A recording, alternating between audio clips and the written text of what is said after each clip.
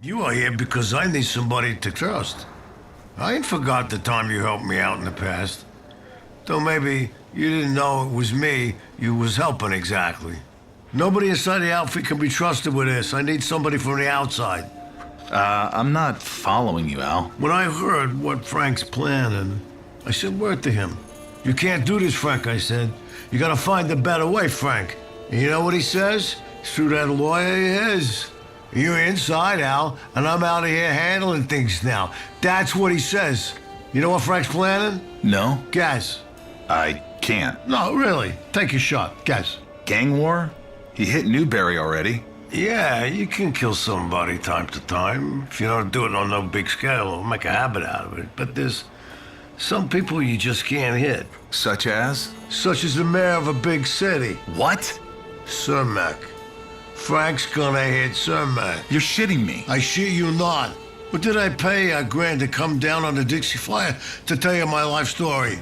I saw Nitty in the hospital. He hates Cermak, all right. I guess it's possible he tries something like that, but it seems... Crazy. Not just crazy, Ella. Suicide. You are...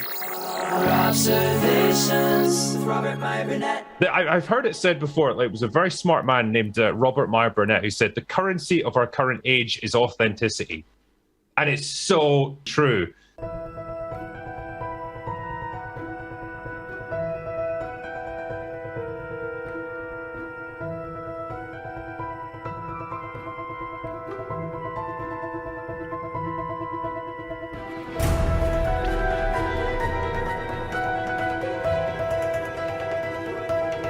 That's right. You can order now all 10 episodes of the fully immersive audio drama True Noir at truenoir.co right now. Greetings, imagination connoisseurs. Once again, it is I, your Duke of Dope Discourse, your master of fun and wonder, your viceroy of verisimilitude, your sommelier of sci-fi and cinema, your collector friend, your evangelist of the imagination, and the perhaps never to be defined existential Mr. Rogers. That's right, me, Robert Meyer Burnett, and I'm Rob casting at you. You imagination connoisseurs, you members of this, the Post-Geek Singularity community. Welcome. You're all welcome. Always. This is, of course, Robservations episode number 1017. And I'm going to say right up front, this has nothing to do with the entertainment industry. This is going to be an entirely political post. I don't know if it's political, speculative, call it what you want. It has nothing at all to do with the entertainment business. And a lot of you would say, well, Rob, we don't want you to talk about politics anymore or ever, because what do you know about it? Well, Americans, we're all supposed to be politically minded because this is a government by the people, for the people.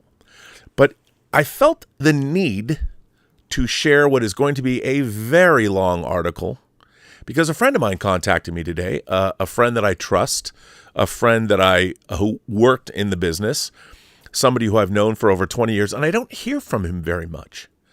And he wrote me this article, he sent me this article, but he wrote this message. He said, hey, Robert, hope is amazing with you. All is amazing with you. I'm out of the political posting game, but you should read this. It is by Smoke Show, and then I will delete redacted who this person is to my friend. I developed a TV show with this person back in the day, and this article is very long, but it's the best breakdown I've read so far of what Elon Musk is doing. And it isn't cutting waste. It's already too late to stop, but awareness is a civic duty. And if you click no thanks to the subscribe option, the top article is free. And then he sent me a link to a Substack. And it is Clare Berlinsky's Substack. And she curates the Cosmopolitan Globalist. Now, I didn't know who Clare Berlinsky was, so as I am often wont to do, I typed in her name and Wikipedia came up. And Clare Berlinsky, who was born in 1968, is an American journalist and author. Born and raised in California and other parts of the United States, including New York City and Seattle, she read modern history at Balliol College, Oxford. I'm sure I just messed that one up, where she earned a doctorate in international relations. She has lived in Bangkok, where she worked for Asia Times Laos, where she worked briefly for the United Nations Development Program, and she lived in Istanbul, where she worked as a freelance journalist. She now lives in Paris.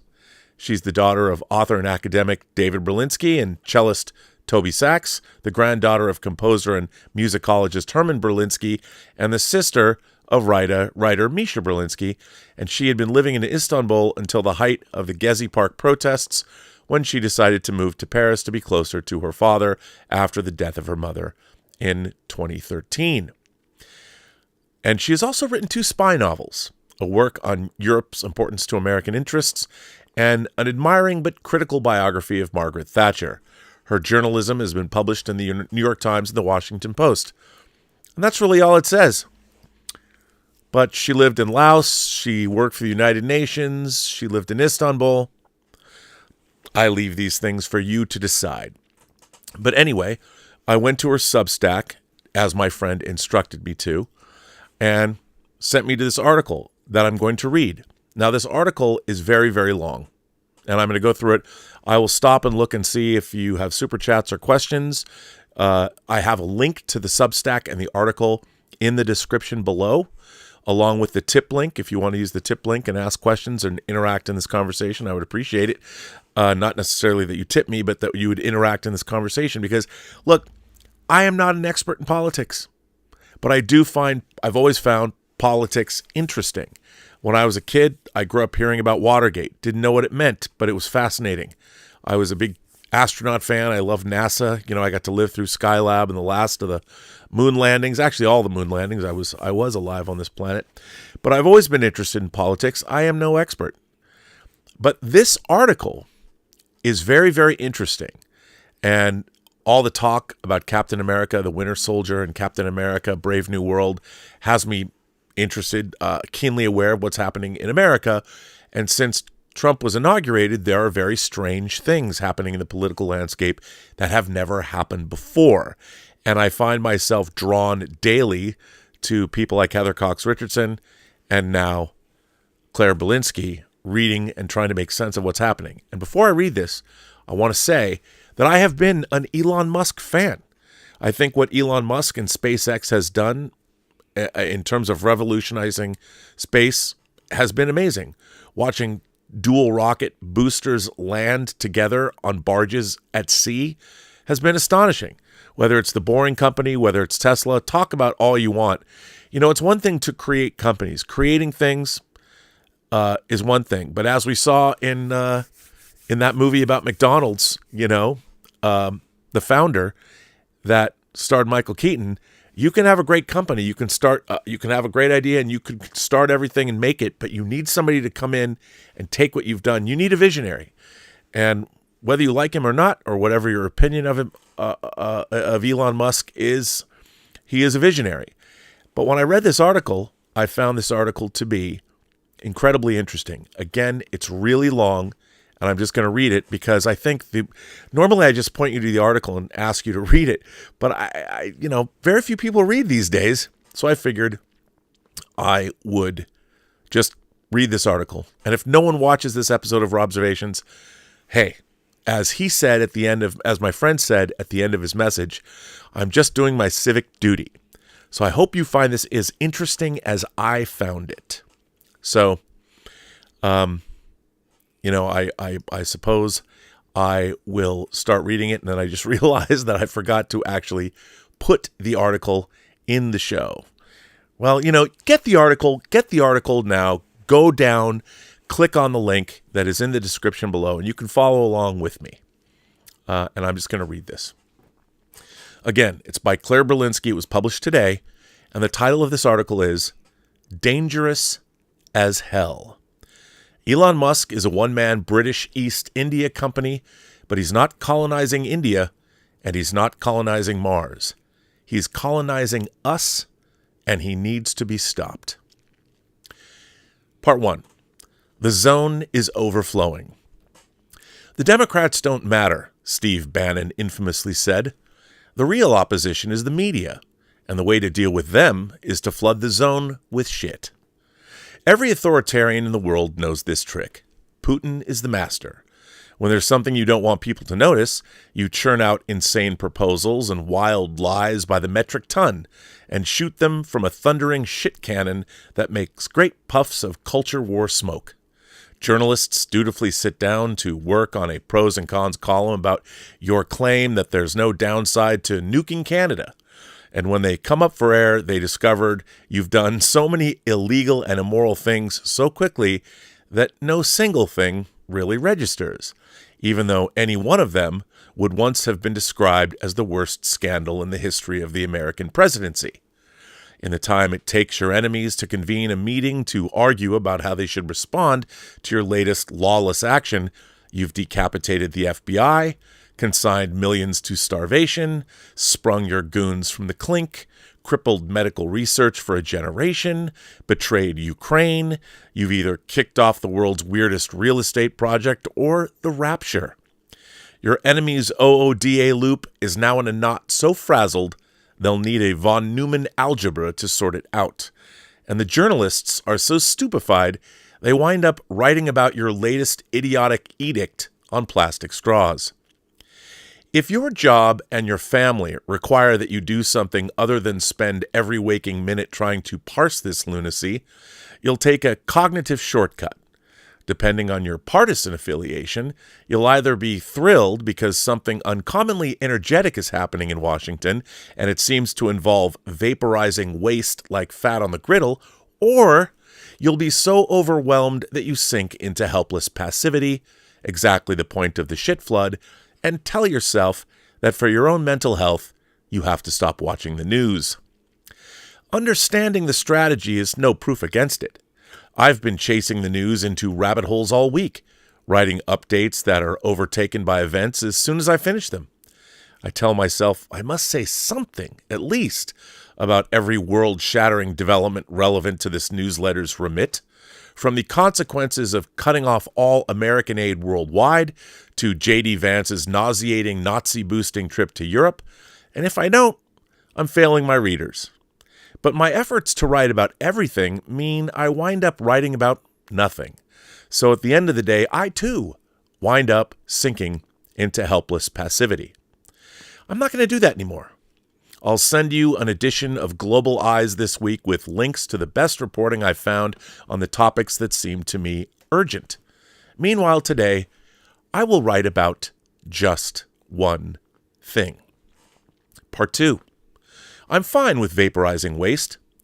Please read this before addressing any criticism to me that includes the word libtard or any variant thereupon.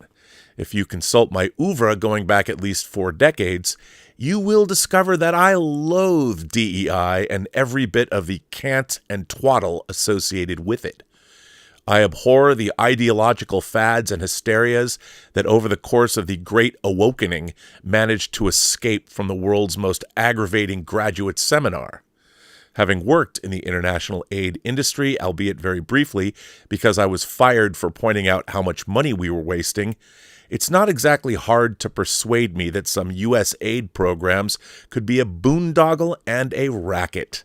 And I was issuing alarms about our debt while Marjorie Taylor Greene was still a CrossFit coach.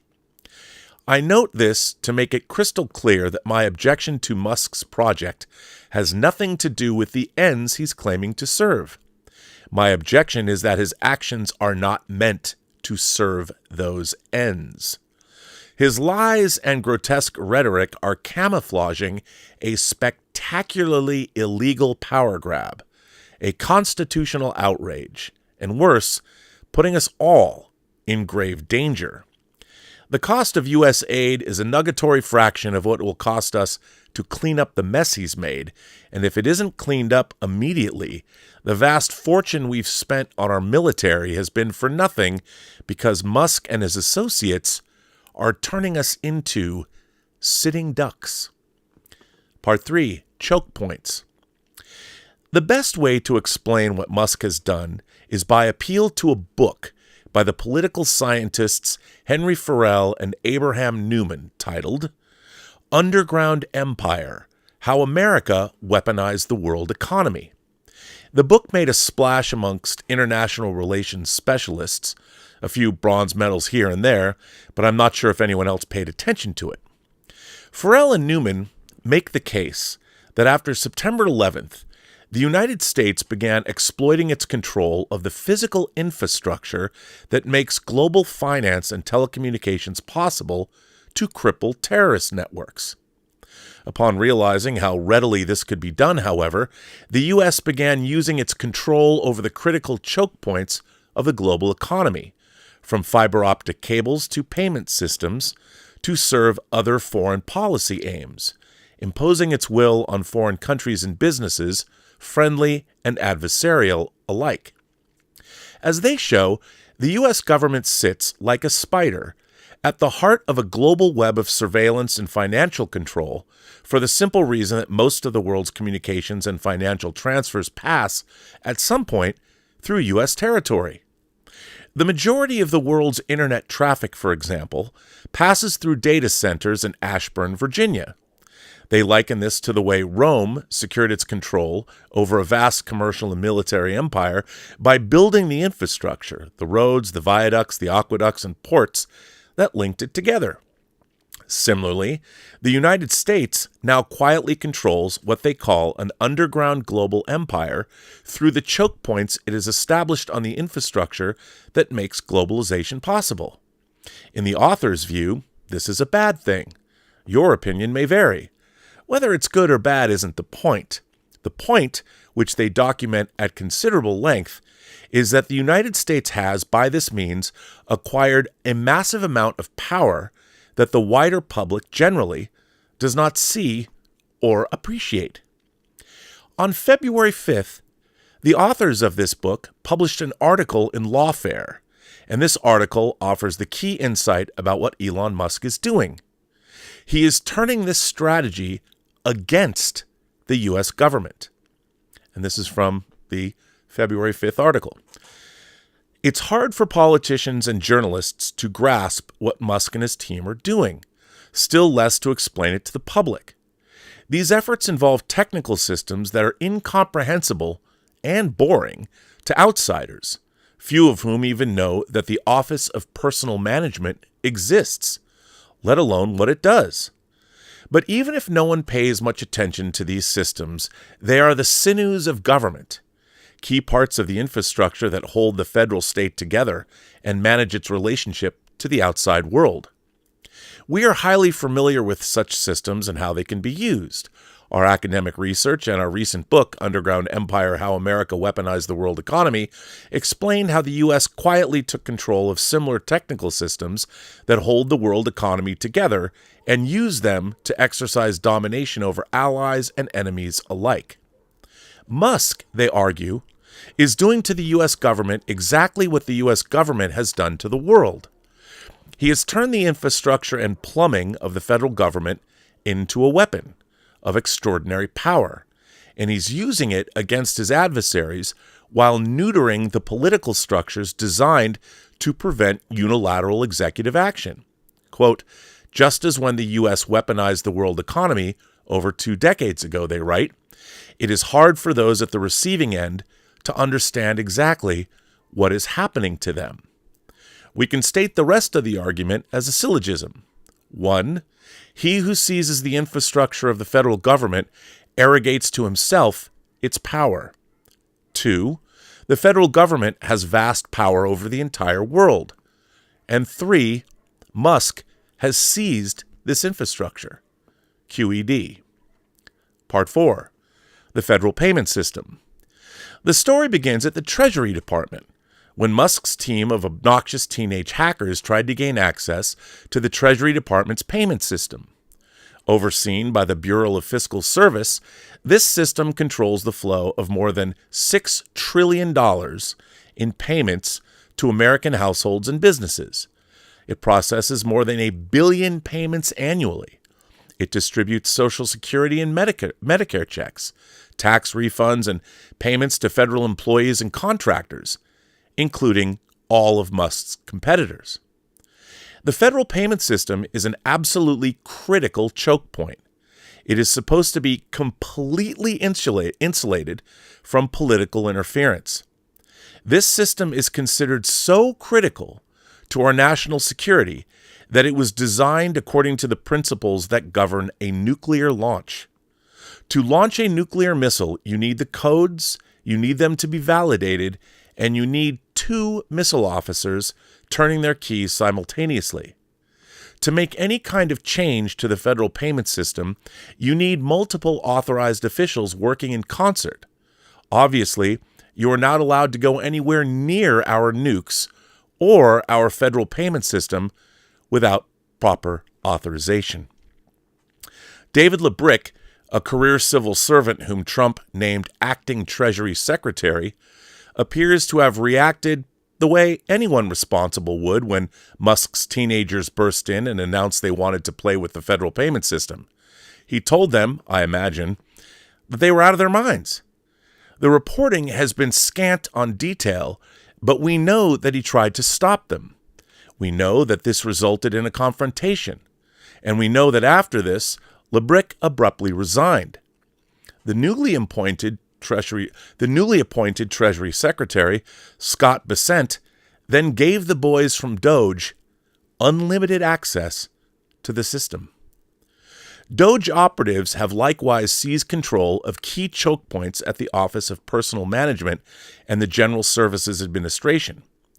These are the systems that mechanically turn legislation into action in the world. They are the systems you would seize if you wished to exercise vast, illegal power over the United States. A federal judge has issued a temporary ruling to the effect that Doge may not have access to the Treasury Department's data, and any material downloaded must be destroyed.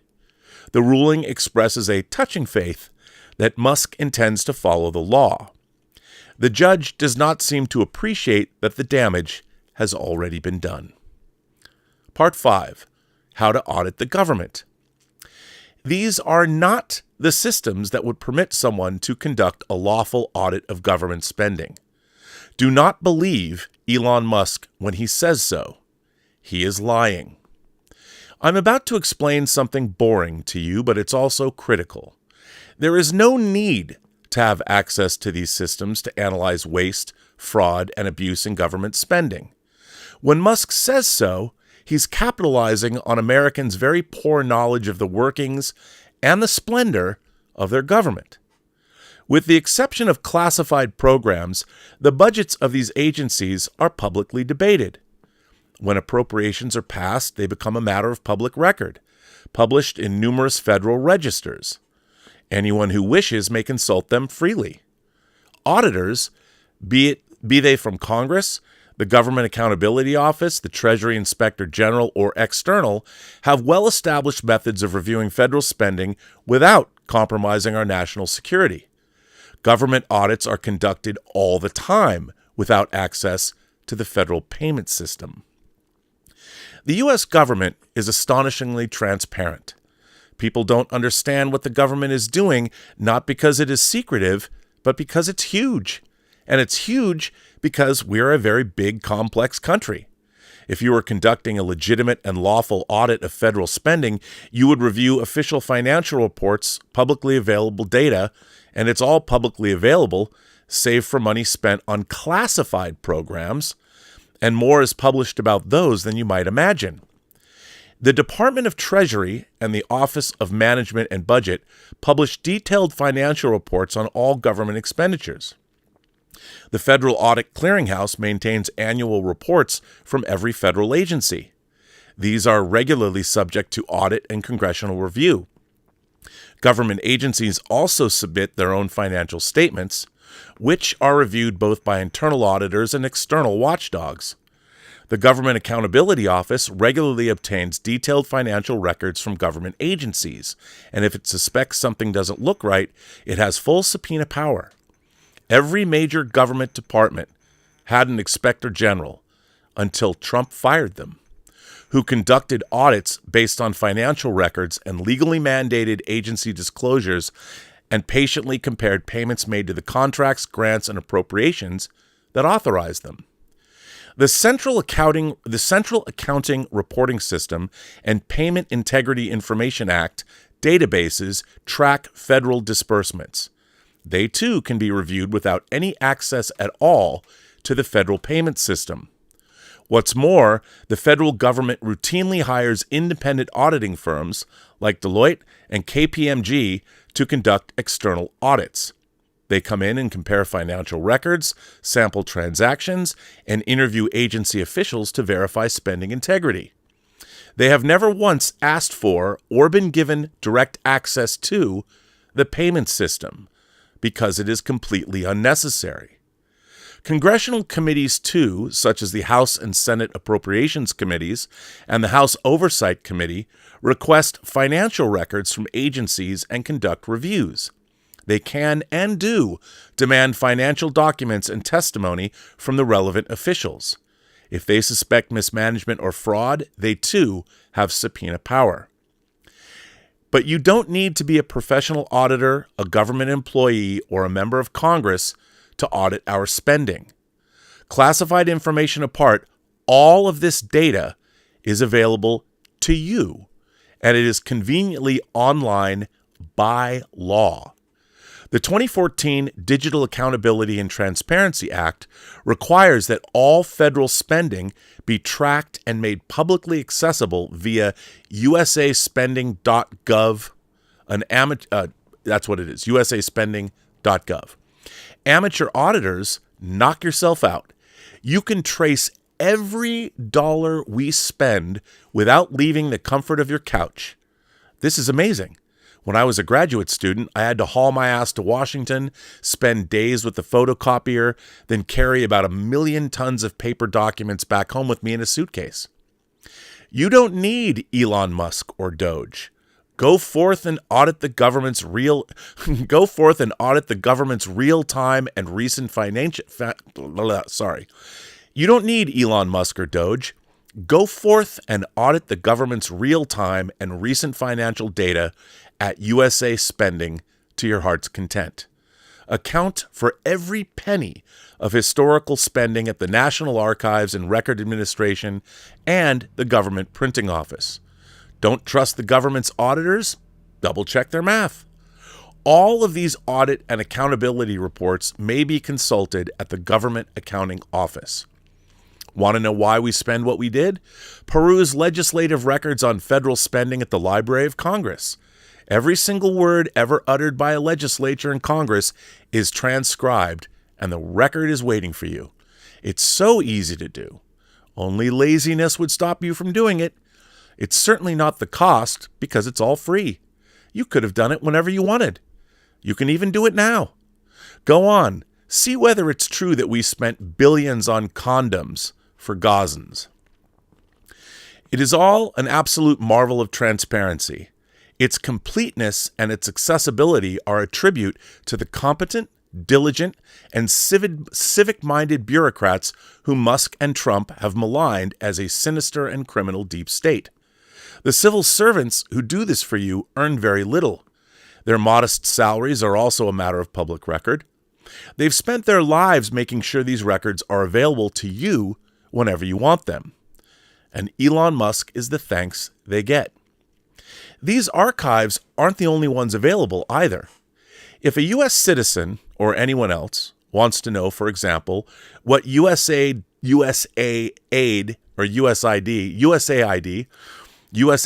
did with their money, all they had to do was look at the Development Experience Clearinghouse, which contains the technical and program documentation for every program USAID has ever funded.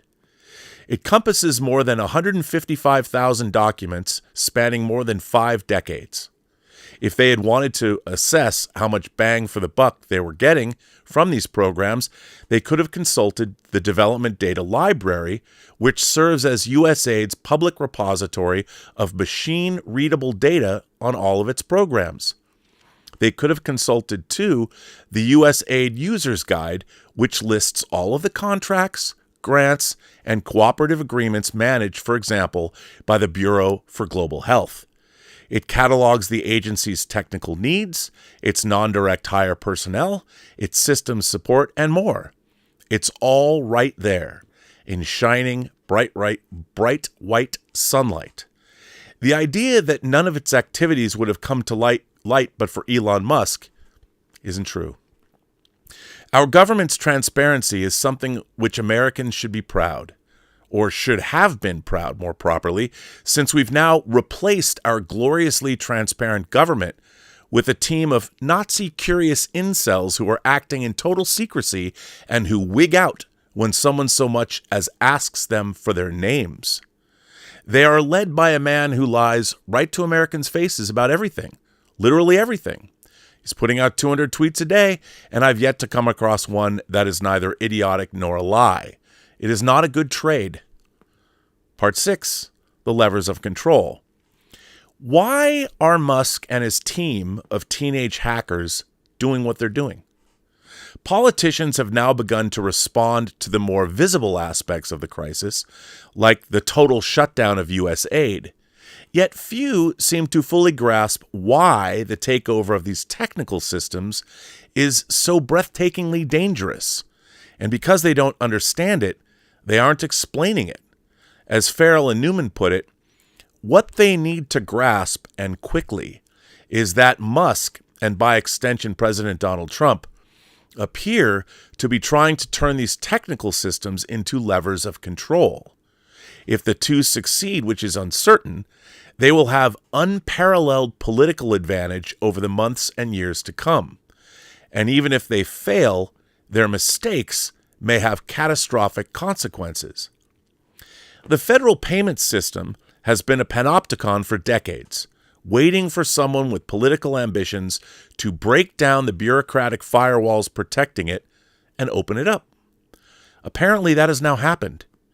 If the system transforms into a tool to arbitrarily block payments to entities whom Musk or Trump don't like, which Musk has claimed without confirmation is already happening, any contractor or third party that relies on money from the U.S. government will find itself dependent on their patronage and political whims. It would generate astounding opportunities for covert and overt corruption and for the imposition of political and ideological preferences on third parties. From what's so far been reported, we know that Musk's associates have also gained access to crucial systems at the Department of Health and Human Services, the Centers for Medicare and Medicaid Services, the National Oceanic and Atmospheric Administration, the Social Security Administration, the Federal Aviation Administration, the Department of Education, and, most alarmingly, the Department of Energy.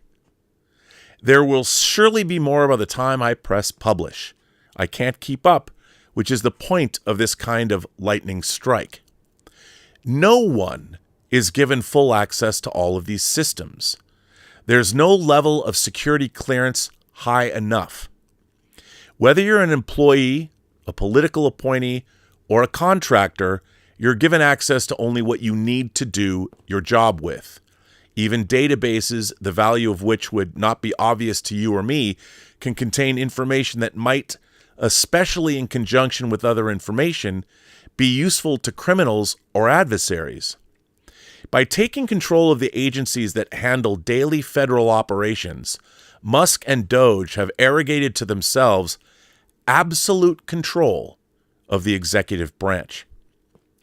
The situation is unprecedented and, until recently, unimaginable. The only cyber intrusion to which this could be remotely compared to is the Chinese government's breach of the Office of Personnel Management in 2015. That hack compromised the records of millions of federal employees, an exceptionally serious security failure. But in its gravity and implications, that was not even in the same order of magnitude. After the OPM hack, which compromised one office, an important one to be sure, not the whole shebang, the U.S. government knew what had been taken. It could respond accordingly. It could warn those affected. It could improve its security and change its procedures. But, and this is the key point, even though the data was sensitive, it was static. China stole what was in the system at that time. It didn't get a live feed of the entire federal government's activity. This time, the mastermind of the data theft is not a government, but an uncountable private citizen. Musk's behavior and motivations are completely opaque. He could be copying, analyzing, or redistributing data in ways we'll never understand. We don't even know which data sets he's taken. We have no idea why he wants this data. He hasn't even offered us a story that makes sense. And the idea that he needs it to audit spending is ridiculous. We knew at least what China was after. Their goal was espionage. They wanted to identify U.S. intelligence officers, government employees, and those with access to classified information. They want to use the data for recruitment, blackmail, and counterintelligence. The scope of Musk's hack is vastly broader, and to judge by the evidence, he's after total power. It includes the real-time Treasury transactions, federal employment records, grant distributions, Americans' personal financial information, and the most private species of physical and mental health information. It includes classified activity. This data is not merely useful intelligence. It is a tool for direct political and economic manipulation. There would be no need to conduct intelligence operations if you had this, because you'd already have everything. The danger is not just what's been leaked, but how the data can be used to reshape institutions, suppress opposition, and consolidate power. Now add to this Musk's ability to deploy the huge amount of AI computing power he controls to analyze and automate decision-making and turn this information into a weapon. Did you catch the news that he's trying to take over OpenAI too, along with all of its computing power? The risks of this hack extend far beyond individuals. Our entire political system is now at risk. Part 7. No benign interpretation. On January 31st, Ron Wyden, ranking member of the Senate Finance Committee, sent Treasury Secretary Bessent a hopeless letter of indignation. This is the letter. To put it bluntly, these payment systems simply cannot fail, and any politically motivated meddling in them risks severe damage to our country and the economy.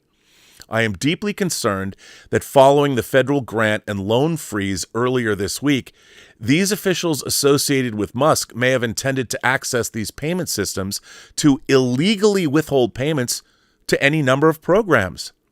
I can think of no good reason why political operators who have demonstrated a blatant disregard for the law would need access to these sensitive, mission-critical systems. Whether intentional or unintentional, failure of these payment systems could stop Social Security checks from being sent out to retirees who need to pay bills and buy food and drugs. It could stop paychecks from being sent to our troops and their families. I am concerned that mismanagement of these payment systems could threaten the full faith and credit of the United States. Wyden, at least, seems to understand the obvious risks, even if he can't do anything about it. I am concerned Musk's enormous business operations in China, a country whose intelligence agencies have stolen vast amounts of sensitive data about Americans, including U.S. government employee data by hacking U.S. government systems, endangers U.S. cybersecurity and creates conflicts of interest that make his access to these systems a national security risk. Musk's Tesla, which accounts for half of his net worth, operates its largest factory in China, producing more than 1 million cars per year in the country. Tesla has also received several unusual concessions from the Chinese government, including Tesla to operate without a joint venture with a Chinese company, something no other car company is permitted to do. Tesla also received favorable loans by Chinese state-owned banks and pays a discounted corporate rate tax of 15% in China, something that could change quickly if Musk were to anger the Chinese government. In light of China's recent hack of the Treasury Department systems, it seems unusual to be granting access to sensitive systems to an individual with such significant business interests in China. This was when the White House insisted that the kids had only been given read-only access. As Wired soon reported, however, contrary to the White House's assurances, the 25-year-old Marco Velez was given the ability to rewrite the code of two of the most sensitive systems in the U.S. government, the Bureau of the Fiscal Services Payment Automation Manager and Secure Payment System. Between them, they handle nearly 90% of all federal payments. Josh Marshall at the Talking Points memo then reported that according to his sources, Velez not only has full access to these systems, he's already made extensive changes to the code base for this critical payment system. Senator Wyden sent another indignant letter. If Wired's reporting is accurate, the Treasury Department deliberately misled or outright lied to Congress to cover up Doge's handling of the nation's most sensitive financial system. The February 4th Treasury letter stated that individuals associated with Doge currently had read-only access to the Treasury Department's payment system, when it now appears that at least Mr. Velez had read-write access to the system for several days, reportedly executing changes to the code. Treasury's refusal to provide straight answers about Doge's actions, as well as its refusal to provide a briefing requested by several Senate committees, only heightens my suspicions. It now appears Mr. Velez has resigned his position not due to the flimsy and transparent cover-up of his ability to alter Treasury Department payment system code, but due to his links to a social media account that advocated racism and eugenics. He was restored to his position after Musk conducted an online poll asking his followers whether they thought he should have his job back. On Twitter, J.D. Vance made a big show of being ever so offended that Democrats weren't extending grace to the young eugenicist. Noting that a Treasury official who doubted the legality of this was swiftly forced out of his job, Wyden wrote, "These reports make clear that Musk and his Doge functionaries have sought access to the payment system not for an audit, but instead to manipulate the system in order to enact a political agenda. These mission-critical systems are not to be manipulated or subject to the whims of unelected billionaires or software engineers with fantasies of destroying the federal government from within. Musk and his associates, about whom the more we learn, the more cause we have to be horrified, have gained access to every American Social Security number, date of birth, and record of payments over a lifetime, to and from the Treasury. They have access to tens of millions of Americans' most personal and intimate physical and mental health information. They have our bank and credit information, our income data, our birth and marriage certificates, our criminal histories, and our citizenship status. If you've paid student loans, they have access to your record. They have everything. And because no one seems to be willing to do anything about this, so will our adversaries, if they don't already." Wyden continues, "Federal laws protect sensitive personal and financial information from improper disclosure and misuse. The government may not disclose it to anyone who lacks a lawful and legitimate need for it. Neither Congress or the American public have been made aware of any legitimate purpose for us to have access to this information." How many counts of violating the 1974 Privacy Act does this represent? 1 billion? The career civil servants who are supposed to be safeguarding this information are required to follow strict federal and state laws and regulations to protect it. Musk has already taken to publishing stolen data on his Twitter feed, claiming it proves that private citizens concerned, some of whom unsurprisingly overlap with his critics, are masterminds of an unspeakable fraud perpetrated upon the people of the United States. Everyone targeted this way has, I'm sure, been the object of death threats, because the set of subliterate cretins who believe Musk's every word and the set of subliterate cretins who shoot up pizza parlors in the conviction that Hillary Clinton is skinning the tots in the basement intersect. Gerald Connolly, ranking member for the House Oversight Committee, and Chantel Brown, ranking member on Cybersecurity, Information and Technology and Government Innovation Subcommittee, wrote to the Office of Personal Management on February 4th. At best, The Trump administration's actions at OPM to date demonstrate gross negligence, severe incompetence, and a chaotic disregard for the security of our government data and the countless services it enables our agencies to provide to the public. At worst, we fear that the Trump administration officials know full well that their actions threaten to break our government and put our citizens at risk of foreign adversaries like China and Russia gaining access to our sensitive data. I agree that this is the range of options. There is certainly no benign interpretation. Part 8. A national security emergency. All of this, however, while obviously appalling, is not the true emergency. The true emergency is that we have lost the ability to prevent or detect cyber intrusions. With information like this, an adversary has an advantage over us that could obviate the vast fortune we've spent on the world's most technologically advanced military. If you've ever given thought to cryptography, encryption, or hacking, you know the name Bruce Schneier. He's probably the world's best-known analyst of security technology. Davi Ottenheimer, who has more than 25 years' experience in managing global security engineering and operations, is the author of Securing the Virtual Environment, How to Defend the Enterprise Against Attack. They have jointly published an article in Foreign Policy trying to raise the alarm. Doge is hacking America, says the headline. In the span of just weeks, the U.S. government has experienced what may be the most consequential security breach in its history. The most alarming aspect of this story, they write, is that Musk has locked out the legitimate system administrators, the career officials who have been trained to secure the systems, protect this data, and detect security breaches. By removing and replacing these administrators with unqualified teenagers, Doge has effectively dismantled our security protocols for preventing cyber attacks. We no longer have anyone auditing the system or detecting the changes that would signify an intrusion.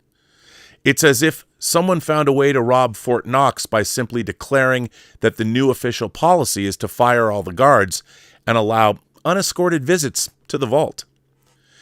If it is true that there was no need for Doge to have access to these systems to conduct a review of government spending, it is even more true that they didn't need to lock the qualified administrators out. It is a singularly sinister thing to do and proof a priori, but they're up to no good.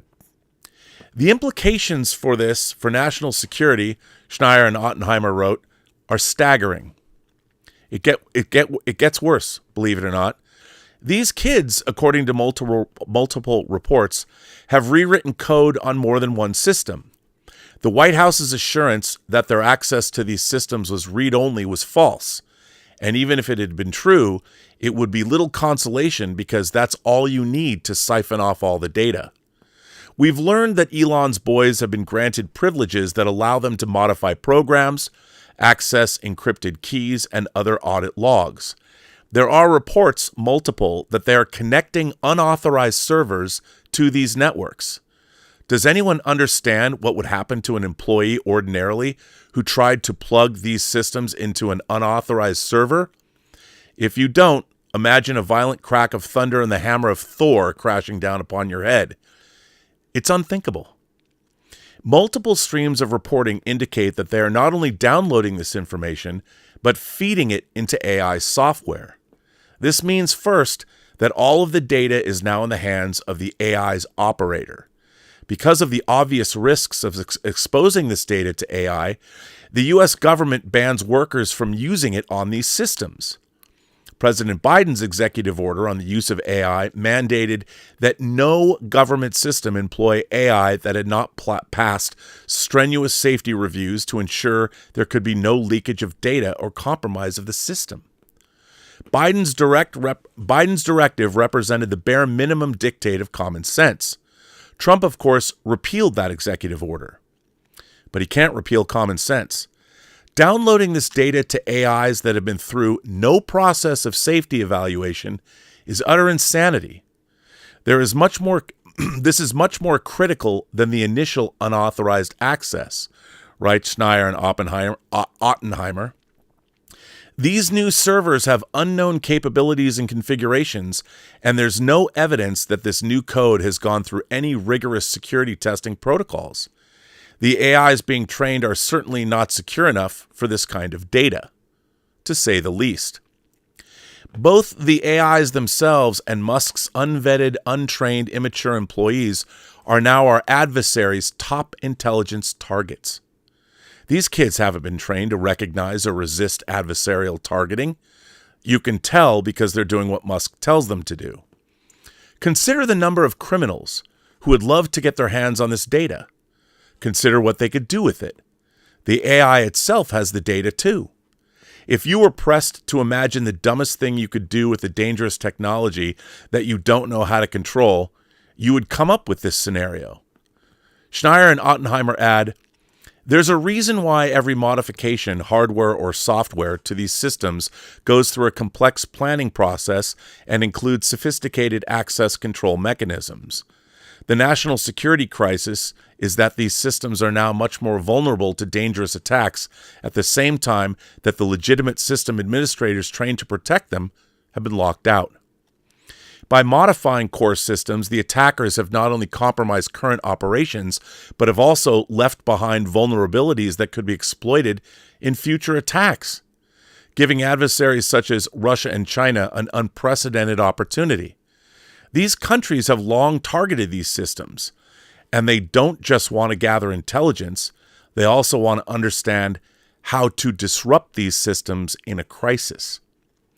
Now, the technical details of how these systems operate, their security protocols, and their vulnerabilities are now potentially exposed to unknown parties without any of the usual safeguards.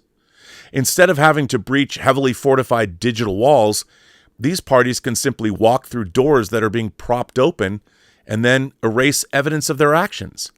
Believe me, they will. They probably already have. This has, they write, 3 critical security implications. First, system manipulation.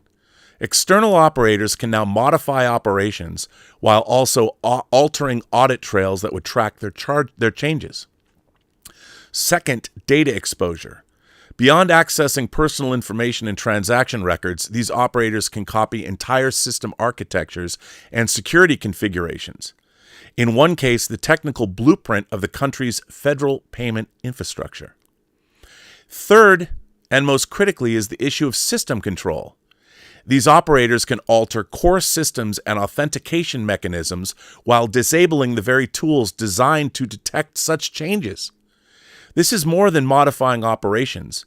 It is modifying the infrastructure that those operations use. They write that we must therefore take 3 steps immediately. First, unauthorized access must be revoked and proper authentication protocols restored. Next, comprehensive system monitoring and change management must be reinstated, which, given the difficulty of cleaning a compromised system, will likely require a complete system reset. Finally, thorough audits must be conducted of all system changes made during this period. This is beyond politics. This is a matter of national security. Foreign national intelligence organizations will be quick to take advantage of both the chaos and the new insecurities to steal U.S. data and install backdoors to allow for future access. Each day of continued unrestricted access makes the eventual recovery more difficult and increases the risk of irreversible damage to these critical systems. While the full impact may take time to assess, these steps represent the minimum necessary actions to begin restoring system integrity and security protocols, assuming that anyone in the government still cares. I've seen no evidence that anyone in the government still cares. Those who know enough to care have been fired. If ever anyone does enough to try and fix this, I doubt it could be made secure again without disruption to every government function. I assume the cost of cleanup would be astronomical. I'd even venture it would cost more than keeping those orphans alive. Part 9. Plane crashes and nuclear accidents. Charlie Warzel and Ian Bogost of The Atlantic spoke to 4 IT professionals in the federal government about Musk's incursions. They are terrified, they report, and are struggling to articulate the scale of the crisis. All feared it might be impossible to undo the damage. I don't think the public quite understands the level of danger, said one. All stress that these systems are immense, complex, critical, and easy to break. For example, a single program run by the FAA to help air traffic controllers, en route automation modernization, contains nearly 2 million lines of code. An average iPhone app, for comparison, has about 50,000. The Treasury Department disperses trillions of dollars in payments per year. They feared, among other things, that intruders would try and insert their own code into a system they didn't fully understand, changing the operation of a software or the data it produces without the extensive testing that normally accompanies changes to a critical system. They too stress that if Musk's team or someone else changed or manipulated the data, there would be no way to figure it out. Imagine what you could do if you had the ability to manipulate Treasury data. It's really hard to find good analogs for how big of a deal this is, said one. A source in the FAA pointed out that even small changes of the air traffic control system could bring down planes. Going into these systems without in-depth understanding of how they work both individually and interconnectedly is a recipe for disaster that will result in death and economic harm to our nation. Upgrading a system of which you know nothing about is a good way to break it, and breaking air travel is a worst-case scenario with consequences that will ripple out into all aspects of civilian life. It could easily get to a place where you can't guarantee the safety of flights taking off and landing. And there's a tweet that Elon Musk wrote. He says, with the support of President real Donald Trump, the Doge team will be able to make rapid safety upgrades to the air traffic control system. I wasn't scheduled to fly to the U.S. anytime soon, but if I were, I would cancel the trip, not least because Trump and Musk just fired hundreds of FAA employees who maintain the United States air traffic control infrastructure. It gets worse. CNN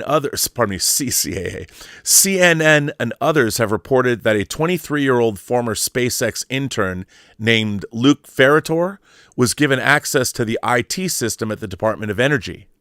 The newly appointed Energy Secretary, Chris Wright, granted them these privileges over the strenuous objections of the department's IT and cybersecurity office, as well as its general counsel. Wright then installed a SpaceX engineer as the department's chief information officer. His responsibilities include managing tech acquisitions and protecting personal data across the entire bureaucracy. Senator Edward Markey and Representative Don Byers, Senate and House members of the Congressional Nuclear Weapons and Arms Control Working Group, sent a helpless letter of indignation to Trump's newly installed Energy Secretary, Chris Wright. The National Nuclear Security Administration, an integral part of the Department of Energy, is entrusted with protecting the nation's most sensitive nuclear weapons secrets.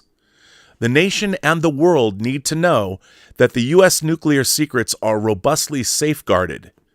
It is, therefore, dangerously unacceptable that Elon Musk's Department of Government Efficiency, including individuals lacking adequate security clearances, have been granted access to the Department of Energy's information technology system despite legitimate security concerns inside the agency.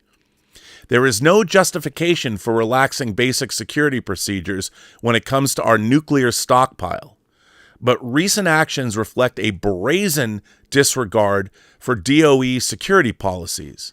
The Department of Energy must ensure that all personnel with access to classified information and systems surrounding our nation's nuclear arsenal follow the highest security standards. Recently, you were quoted as saying that 3 individuals involved with Doge are at the Department of Energy and have access to look around, talk to people, and give us some good feedback about how things are going.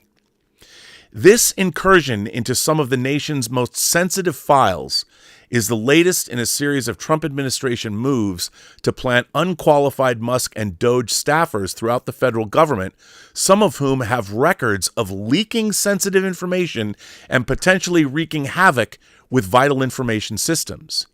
As members of the Congressional Nuclear Weapons and Arms Control Working Group, we are deeply concerned by this disregard of Department of Energy security protocols and the potential impacts on our nuclear security.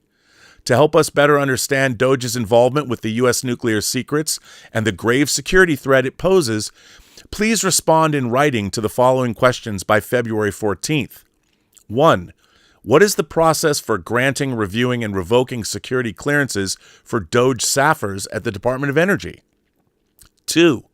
Have any DOGE staffers been given access to the NNSA classified nuclear weapons information, specifically restricted data, formerly restricted data, or critical nuclear weapon design information? If so, please provide the names of DOGE staffers, their security clearance level, the dates their clearances were granted, and the programs or types of data these staffers accessed. 3. Under what authority and justification was each instance of classified access granted to DOGE staffers? 4. Are DOGE staffers required to undergo training on the handling of classified information? 5. What security measures are in place to ensure DOGE staffers do not improperly access or inappropriately share sensitive nuclear secrets? 6. Have any DOGE staffers with access to classified information had significant outside financial interests, foreign contacts, or other affiliations that could pose security concerns? 7. Are the NNSA employees included in the administration's buyout offer for federal employees? If so, and if senior NNSA employees leave the organization, how do you plan to maintain the security and secrecy of nuclear weapons and related information? We appreciate your attention to this urgent matter of U.S. nuclear security and look forward to promptly receiving responses to our questions. As best I understand, the nation and the world, along with members of Congress's Nuclear Weapons and Arms Control Working Group, do not yet know that U.S. nuclear secrets are robustly safeguarded. Chris Wright, according to Jocelyn Fernandez at Live Mint, downplayed concerns about DOGE's ability to view employees' proprietary data and nuclear weapons information. He said, they're part of a team assembled by DOGE friends in Elon's broader circle that are very good at IT and very good at systems. On February 5th, Ross Anderson wrote a column in The Atlantic warning that DOGE could compromise the National Nuclear Security Administration. Musk has made it clear that DOGE will go line by line through the government's books looking for fat targets for budget cutting, including those that are classified, especially those that are classified. DOGE employees are bound to notice NNSA, an 1,800-person organization that sits inside the Department of Energy and burns through $20 billion every year, much of it unclassified work. Here's a tweet from Paul Graham. Surely there's orders of magnitude more waste in the Department of Defense than in U.S. aid, but if you just show up at the Pentagon and try and push your way in and gain access to every classified system, I bet there'll be a good deal more resistance. And Elon Musk wrote back, every aspect of government needs to be much more efficient. No exceptions. Classified world especially. The NNSA is charged, among other things, with acquiring fissile material, making nuclear weapons, and countering nuclear proliferation. If you need a modern blueprint for the nuclear weapon you need to build because American security guarantees have become worthless, this is where you'd find them. The agency plays an essential role in counterterrorism, transporting nuclear weapons around the country, and responding to global nuclear incidents, such as the very recent Russian drone attack on the Chernobyl power plant reactor. Its brief also includes studying the risk that AI will make it dangerously easy for rogue states and terrorists to build the bomb. Musk boasts that his employees, unlike authorized government officials, work around the clock without sleeping. As Anderson writes with some understatement, this isn't a great fit for the world of nuclear weapons, where security lapses could have consequences more severe than falling asleep in a meeting. I spoke with 3 former officials and nuclear experts about what might happen if DOGE were to take a too cavalier approach to the NNSA. Nuclear security lapses don't need to be intentional to cause lasting damage.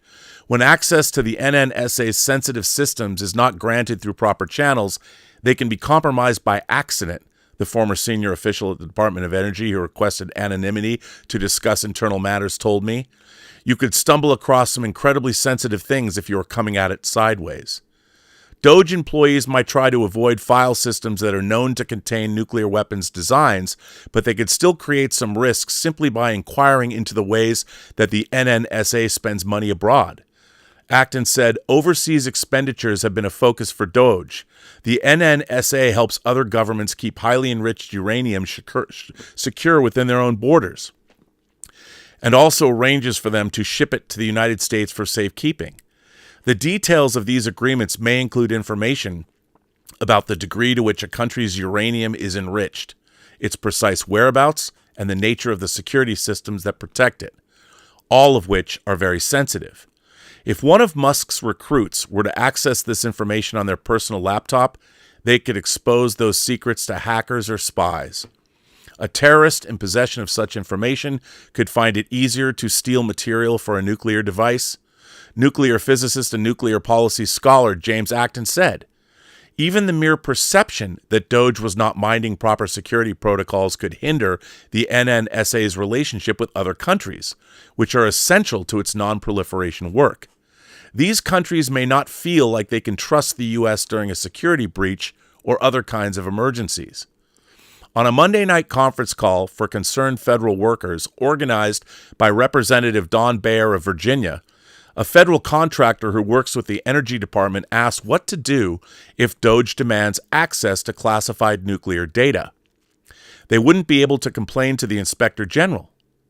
Donald Trump reportedly fired the one who oversees the Department of Energy on his fourth day in office. On the call, they were told to speak with security officials at their agency, but this is cold comfort. When DOGE employees tried to access a secure system at U.S. aid that included personnel files, John Voorhees, the agency's director of security, confronted them. The DOGE employees threatened to call the U.S. Marshals, and in the ensuing standoff, DOGE prevailed. Voorhees and his deputy were placed on administrative leave. Anderson's sources noted that this group lacks the technical knowledge required to decide what constitutes waste, fraud, or abuse in the highly specialized nuclear realm. Building nuclear weapons is not like making widgets. A tech startup mindset might be dangerous, the former official told me. That doesn't work with nuclear weapons. I had just finished writing the words above when this item came across the transom. Dismissed nuclear bomb specialists recalled by the Energy Department. It seems they did indeed notice the NNSA. They did indeed screw around with it without having the faintest idea what they were doing, and they did, as a result, severely compromise our security. The Energy Department is seeking to bring back nuclear energy specialists after abruptly telling hundreds of workers that their jobs were eliminated, according to two people familiar with the matter. The employees responsible for designing and maintaining the nation's cache of nuclear weapons at the National Nuclear Safety Administration, the NNSA, were part of a larger wave of workers dismissed from the Energy Department, drawing alarm from national security experts. Between 300 and 400 NNSA workers were terminated, according to a person familiar with the matter. Those cuts are especially concerning because the positions typically require high-level security clearances and training that can take 18 months or longer, said Jill Harubi, who served as the NNSA administrator during the Biden administration. These people are likely never going to come back and work for the government, Harubi said in a phone interview. We've had a very active program requiring an increase to our staff, so the indiscriminate layoffs of people will be really difficult for the coming years. About a third of the fired employees worked at the Pantex plant near Amarillo, where they assembled warheads. One of the most sensitive jobs in our government. They also fired the group responsible for preventing cyber attacks against the power grid, the Office of the General Counsel, and the people who manage radioactive waste sites to ensure nearby communities are not contaminated. When Congress appropriated funds to increase staff at the NNSA, it was because, having considered the evidence, it found that the NNSA was inadequately staffed, posing a danger to our nuclear stockpiles and their management. This appropriation was not a suggestion. It is the law. Sources told CNN that the unidentified officials who fired the nuclear staff did not seem to know that the agency oversees America's nuclear weapons. Some of the fired employees included NNSA staff who are on the ground at facilities where nuclear weapons are built. These staff oversee the contractors who build nuclear weapons, and they inspect these weapons. It also included employees at the NNSA headquarters who write requirements and guidelines for contractors who build nuclear weapons. A source told CNN they believe these individuals were fired because no one has taken any time to understand what we do and the importance of our work to the nation's national security. A person with knowledge of this matter told CNN that senators visited the Energy Secretary Chris Wright to express concern about the NNSA cuts. Congress is freaking out because it appears the Department of Energy didn't really realize that the NNSA oversees the nuclear stockpile, one source said. The nuclear deterrent is the backbone of American security and stability, period. For there to be any very small holes poked even in the maintenance of that deterrent should be extremely frightening to people. It should be, but critical news, and it's hard to imagine news more critical, isn't commanding anyone's attention because the zone is flooded. The Doge people are coming in with absolutely no knowledge of what these departments are responsible for, the executive director of the Arms Control Association told the AP. They don't seem to realize that it's actually the Department of Nuclear Weapons more than it is the Department of Energy. The firings prompted Rob Plonsky, a deputy director of the NNSA, to post this warning on LinkedIn. Rob Plonsky says on LinkedIn, "I rarely post and don't put myself out there, but this week has been exceptionally challenging. After watching many of my colleagues break down in tears and doing my best to support those around me, I simply cannot remain silent. As a leader within the National Nuclear Security Administration, I feel compelled to speak out against the recent decisions to reduce the Department of Energy and the National Nuclear Security Administration federal workforce without regard to the impacts of tomorrow. Decisions that not only undermine the people dedicated to safeguarding our nuclear stockpile, but also jeopardize the very foundation of our nuclear security and our global leadership in non-proliferation. We cannot expect to project strength, deterrence, and world dominance while simultaneously stripping away the federal workforce that provides strategic oversight to ensuring our nuclear enterprise remains safe, secure, and effective. The mission of the NNSA is not simply about maintaining weapons. It's about ensuring readiness, modernization, and accountability in a highly complex and evolving geopolitical landscape. Cutting the federal workforce responsible for these functions may be seen as reckless at best and adversarially opportunistic at worst. Let's be clear. Oversight matters. Reducing the federal workforce means increased risk in ensuring the reliability and safety of our nuclear stockpile. Nuclear expertise takes time. Years of knowledge and experience are being lost with no clear strategy to replenish that expertise and the pace required to maintain operational excellence. National security is not a simple budget line item. Cost-cutting measures that weaken our ability to manage and modernize our nuclear deterrent are decisions that invite unintended consequences, both strategically and operationally. I urge leadership at the highest levels to reconsider these workforce reductions and recognize that a diminished Department of Energy, National Nuclear Security Administration workforce does not lead to efficiency. It leads to vulnerability. Our adversaries are watching, and they will not hesitate to exploit any weakness we create for ourselves. This is a pivotal moment. We must decide whether we are truly committed to leading on the world stage or if we are content with undermining the very systems that secure our nation's future. I know where I stand. Do you? I've argued before the risk of accidental nuclear war is much higher than people realize.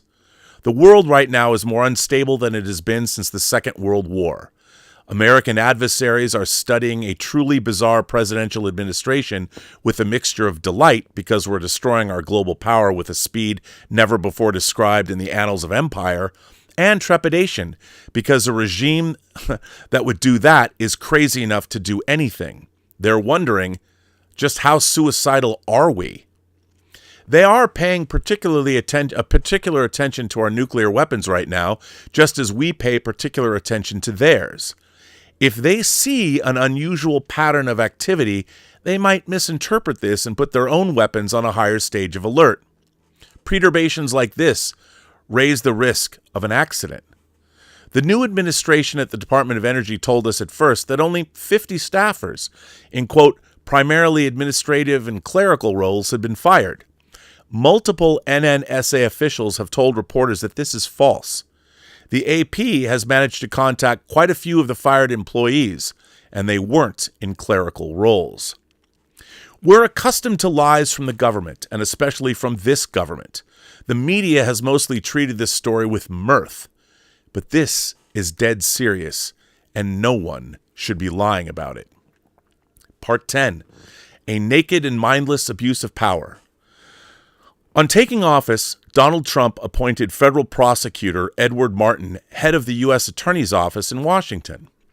Martin avows that 2020 election was stolen and that the night before the storming of the Capitol, January 6th, urged diehard true Americans to work until their last breath to stop the steal. He joined the crowd the next day, posting this on social media. And Ed Martin, it's a picture of him like Mardi Gras in D.C. today. Love, faith, and joy. Ignore the fake news. Martin has never prosecuted anyone before. In fact, he spent most of his career as a radio host. His role in this is remarkable. Rather than swiftly having the intruders from Doge arrested, he threatened to arrest anyone who stopped them from seizing these systems. Specifically, the career federal employees who tried to keep Musk's team from gaining access to classified information. Martin posted a letter to Musk on Twitter, eagerly volunteering to prosecute anyone who stood in Musk's way.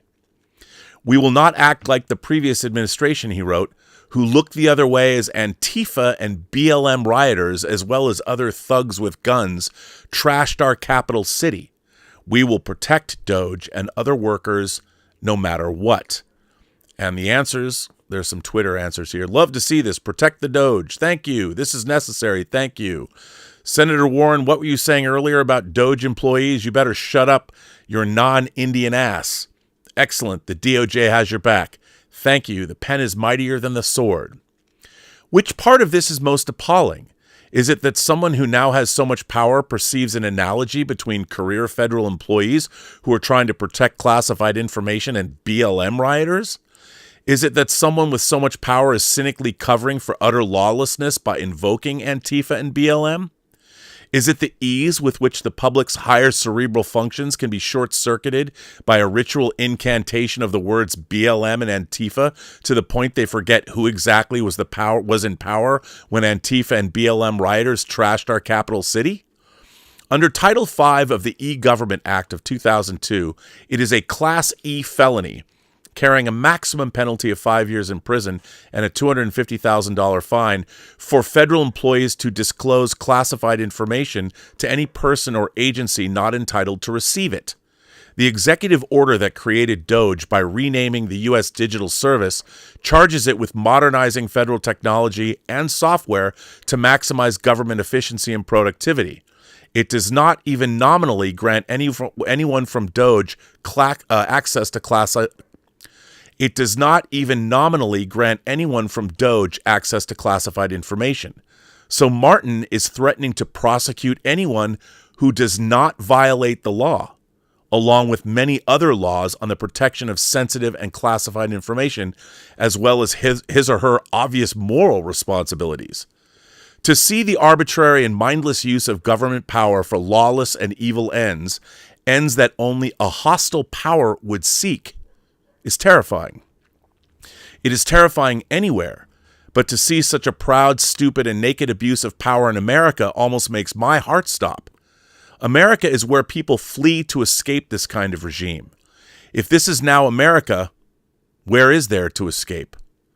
Several days later, Martin posted another letter to Musk on Twitter. Note that he stresses he is sending this letter only on Twitter. This is in itself a violation of numerous federal laws, including the Federal Records Act. This is not the way criminal investigations are typically announced, and they are not announced at all prior to an investigation. So this amounts to a public announcement that no law longer applies and our state is no longer benign. This comes from Edward R. Martin Jr., the United States Attorney from the District of Columbia, and it's sent on February 7th to Mr. Elon Musk and Mr. Steve Davis at Doge. Dear Steve and Elon, thank you for the referral of individuals and networks who appear to be stealing government property and or threatening government employees. After your referral, as is my practice, I will begin an inquiry. Please let me reiterate again, if people are discovered to have broken the law or even acted simply unethically, we will investigate them, and we will chase them to the ends of the earth and hold them accountable. We will not rest or cease in this. No one should abuse American taxpayer dollars, nor American taxpayer workers. No one is above the law. I'm proud that we've been able to assist local law enforcement in protecting Doge workers and others over the past week or so. A safe DC is a priority for President Trump and all of us. Please keep in touch and continue to refer matters to me as soon as possible. Part 11, the very last people we should trust. Musk has a top secret clearance. But unlike many of his employees at SpaceX, he doesn't have clearance for SCI, or sensitive compartmented information. Compartmented means you only get to see it if you have a need to see it.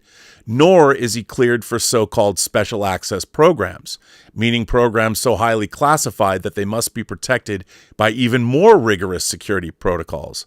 I'd offer an example, but I have no idea. Some 400 SpaceX employees have SCI clearance, meaning they've passed a background check, an invasive and onerous process that can take years. A smaller number are cleared for special access programs, and they have been subjected to scrutiny verging on proctological. CEOs of defense companies are typically cleared to this level, required to supervise their own company. Musk is the exception. He is not allowed to enter SpaceX facilities where work on special access programs and SCI is carried out or discussed. He doesn't know what's in the classified cargo on his rockets.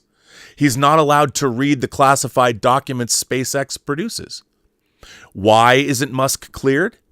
Because SpaceX lawyers and executives feared that if he applied for high-level clearances, the FBI would discover information about Musk so damning as to force the government's hand, and they would have no choice but to pull the clearance he has. If Musk loses his top-secret clearance, SpaceX is in a terrible position. It might have to seek a waiver from the government to continue its work. It would have to create layers of extra security to ensure its CEO was securely walled off from company activities. What everyone already knows about Musk is damning enough. At a minimum, Musk has had huge suspicious contracts and contacts. Musk has had hugely suspicious contact with Vladimir Putin and seems to take orders from him. He withheld Starlink over Crimea to thwart a drone attack on Russian ships. His explanation for having done so made no sense at all. He enthusiastically gobbles up and spreads Russian and Chinese lies and propaganda to his massive social network. He has rightly been described as the most dangerous anti-Semite in America. He is known when excited to whip off a brisk Nazi salute. I don't know if I believe that, by the way. Which, if nothing else, suggests certain challenges with common sense and good judgment, as does the fact that he's the father of 12 or perhaps 13 children by 3 or perhaps 4 different women. You'd be hard-pressed to find a single one of his acquaintances who believes him to be stable or trustworthy. What's more, he's often and publicly high as a kite. This is just what we know. Who knows what SpaceX executives know? The U.S. government already knows that Musk shouldn't have any kind of clearance at all. He's been nothing if not public about his drug habits and his intimacy with American adversaries. If he were an ordinary citizen, he wouldn't be allowed into a sensitive facility even to mop the floor. But the government clearly decided they need him so much that allowances had to be made. Their policy, perhaps they work this out explicitly with SpaceX lawyers, I don't know, seems to be don't ask, don't tell. It's embarrassing to all concerned, though, when the Wall Street Journal publishes articles like this. The world's wealthiest person has used LSD, cocaine, ecstasy, and psychedelic mushrooms, often at private parties around the world where attendees sign non-disclosure agreements or give up their phones to enter, according to people who have witnessed his drug use and others with knowledge of it. In 2018, for example, he took multiple tabs of acid at a party he hosted in LA. The next year, he partied on magic mushrooms at an event in Mexico. In 2021, he took ketamine recreationally with his brother Kimball Musk in Miami at a house party during Art Basel. He's taken illegal drugs with current SpaceX and former Tesla board member Steve Jurvetson. People close to Musk, who is now 52, said his drug use is ongoing, especially his consumption of ketamine, and that they are concerned it could cause a health crisis. I don't think, really, to believe it or not, I don't think that's even relevant. So many people are on so many different kinds of prescription drugs that, I mean, you know, I think that's irrelevant to this conversation. Since this is public knowledge, it's not a stretch to suspect that SpaceX's lawyers and executives fear or know that if the FBI poked around too closely, they would discover even more derogatory information, as investigators call it. God knows what they're worried they would discover. Look, that's all hearsay and innuendo. That is not factual. That's just besmirching someone's reputation. And it's not pertinent to the rest of this article. I don't even know why it's in this article. Anyway, Musk is a naturalized U.S. citizen. He isn't a foreign government, but there's no evidence his loyalties to the United States. His business interests aren't aligned with our national security interests at all. To the contrary, we've been reassured that the adolescents of Doge have security clearances. But Trump has issued a directive to the effect that, owing to a fictitious shortage of cleared personnel, they're to be freely dispensed. There isn't a chance in hell that these kids have gone through the vetting process usually demanded of anyone with access to these systems. If they had, they wouldn't have passed. And if they'd passed, their chances the clearances would have been revoked the moment one of them tried to plug a Treasury computer into a private server.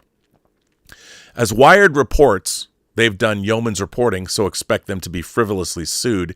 Edward Korstein, who goes by the name Big Balls, is a 19-year-old college dropout. At the age of 16, he founded Tesla.sexy LLC, which controls dozens of web domains, including at least 2 registered in Russia.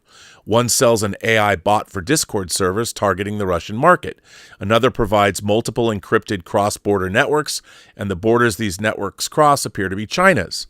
Someone using a Telegram handle to which Korstein has been linked solicited a cyber attack for hire. Korstein used to work as a systems engineer for Path Network, which is known for hiring convicted hackers. Other Path employees Wired reports include Eric Taylor, also known as Cosmo the God, a well-known former cyber criminal and member of the hacker group UGN Nazis, as well as Matthew Flannery, an Australian convicted hacker whom police allege was a member of the hacker group Lulzsec. Big Balls has not only been given access to all of our sensitive systems and sitting in on high-level calls, he's been appointed senior advisor to the State Department's Bureau of Diplomatic Technology. This is a critical hub for classified data. Under ordinary circumstances, he would no more be given these privileges than he'd be allowed to pop off one of our nuclear weapons. Part 12. This is a coup. The messages below come from a Reddit subgroup for federal employees. I cannot verify their authenticity. But if they weren't written by federal employees, they were written by someone extremely familiar with their diction. American Badass says, I can't believe these folks are getting past IT security like this. Just wild. Dr. Butt Cheeks says, dude, they aren't. They're just strong-arming anyone in their way. We've seen anyone who stands up get fired or resigned. Huge fucking threat right there. No one has been vetted, and they were hustled and handed keys to the OPM, which is insane. Milk, Zealous Ideal 7893 says, how? I don't understand. Unless these clowns were appointed, they should be escorted out of the building by security. What's next? The Pentagon? Elon Musk will have his crappy Tesla software engineers just plug into DoD networks? Did you hear they left NOAA susceptible to everyone's emails, got flooded with crude remarks? Kind of funny, but super scary because, to your point, if they did it to the DoD, it will dox people and it may lead to dangerous situations. God forbid the intelligence community. The VA. The VA is next. It has begun. What, are you serious? Honestly, the whole thing with Elon demanding access to all kinds of sensitive databases has no right or reason to need makes me think of every anti-phishing IT training I've had. Does it use threats or the promise of reward to create a sense of urgency? Does it originate from a legitimate agency? Is the IP from a different country entirely? Is this something a person from that department would reasonably need? Why don't they already have access if they're required job duties? If it's required for their job duties? How many trainings do we have that say, no, you can't plug your USB whatever into your GFE? What the hell are you doing? We just got word that a contractor was removed from a contract at the agency I support because the contractor had unapproved peripherals plugged into their GFE during a scan. Then you see these stories and you have to just shrug. And there's more. You can see more of these if you link to the article down below. I don't even know if anyone's even watching this stream. Americans are accustomed to believing that a coup involves tanks in the streets. But no tanks are required if you discover a way to transfer the massive power of the government of the United States into private hands, your own, while neutering everyone who would ordinarily arrest you and using your control over the algorithms that determine what citizens see on social media to persuade them to not only accept but to celebrate your extra-legal power grab. Part 13, No money shall be drawn from the Treasury, but in consequence of appropriations made by law. The Constitution could not be more clear. There is one body and only one body with the power to specify the objects, amounts, and timing of federal spending. That is the legislature. No money shall be drawn from the Treasury, but in consequence of appropriations made by law. That is perfectly clear, and if it is not, the Supreme Court has made it even more clear in inter alia Cincinnati Soap Company versus the United States. The provision of the Constitution that no money shall be drawn from the Treasury but in a consequence of appropriations made by law was intended as a restriction upon the disbursing authority of the executive department. It means simply that no money can be paid out of the Treasury unless it has been appropriated by an act of Congress. The Supreme Court recently reaffirmed this principle when it blocked Joe Biden from forgiving student loan debt in Biden versus Nebraska. Writing for the majority, Justice Roberts reiterated the point. The question here is not whether something should be done, it is who has the authority to do it. A decision of such magnitude and consequence on a matter of earnest and profound debate across the country must rest with Congress itself, or an agency acting pursuant to a clear delegation from that representative body. If the unambiguous letter of the Constitution and the Supreme Court's numerous and unambiguous interpretations weren't enough, Congress also enacted and then President signed into law an affirmation of this principle in the 1974 Impoundment Control Act, which establishes specific procedures to prevent the president or other members of the executive branch from usurping Congress's power of the purse. The Appropriations Clause categorically requires the president and federal agencies to spend funds only as appropriated by Congress. Congress and only Congress, which, by the way, is pretty much controlled by the Republicans right now. Congress and only Congress specifies the purpose of the funds it appropriates. It does not matter if the president thinks this purpose stupid or wasteful. Constitutionally, he may not spend our money in the absence of appropriation. Similarly, he may not frustrate congressional mandates by refusing to spend appropriate funds. The executive's job is to execute the laws that the Congress makes. No one in the executive branch, neither the president nor anyone to whom he has delegated his powers, has the unilateral authority to end a significant expenditure or shut down an institution funded by Congress without Congress's authorization. Period. Some passages of the Constitution are genuinely ambiguous, but not this one. Some constitutional debates that are genuinely difficult, and not this one.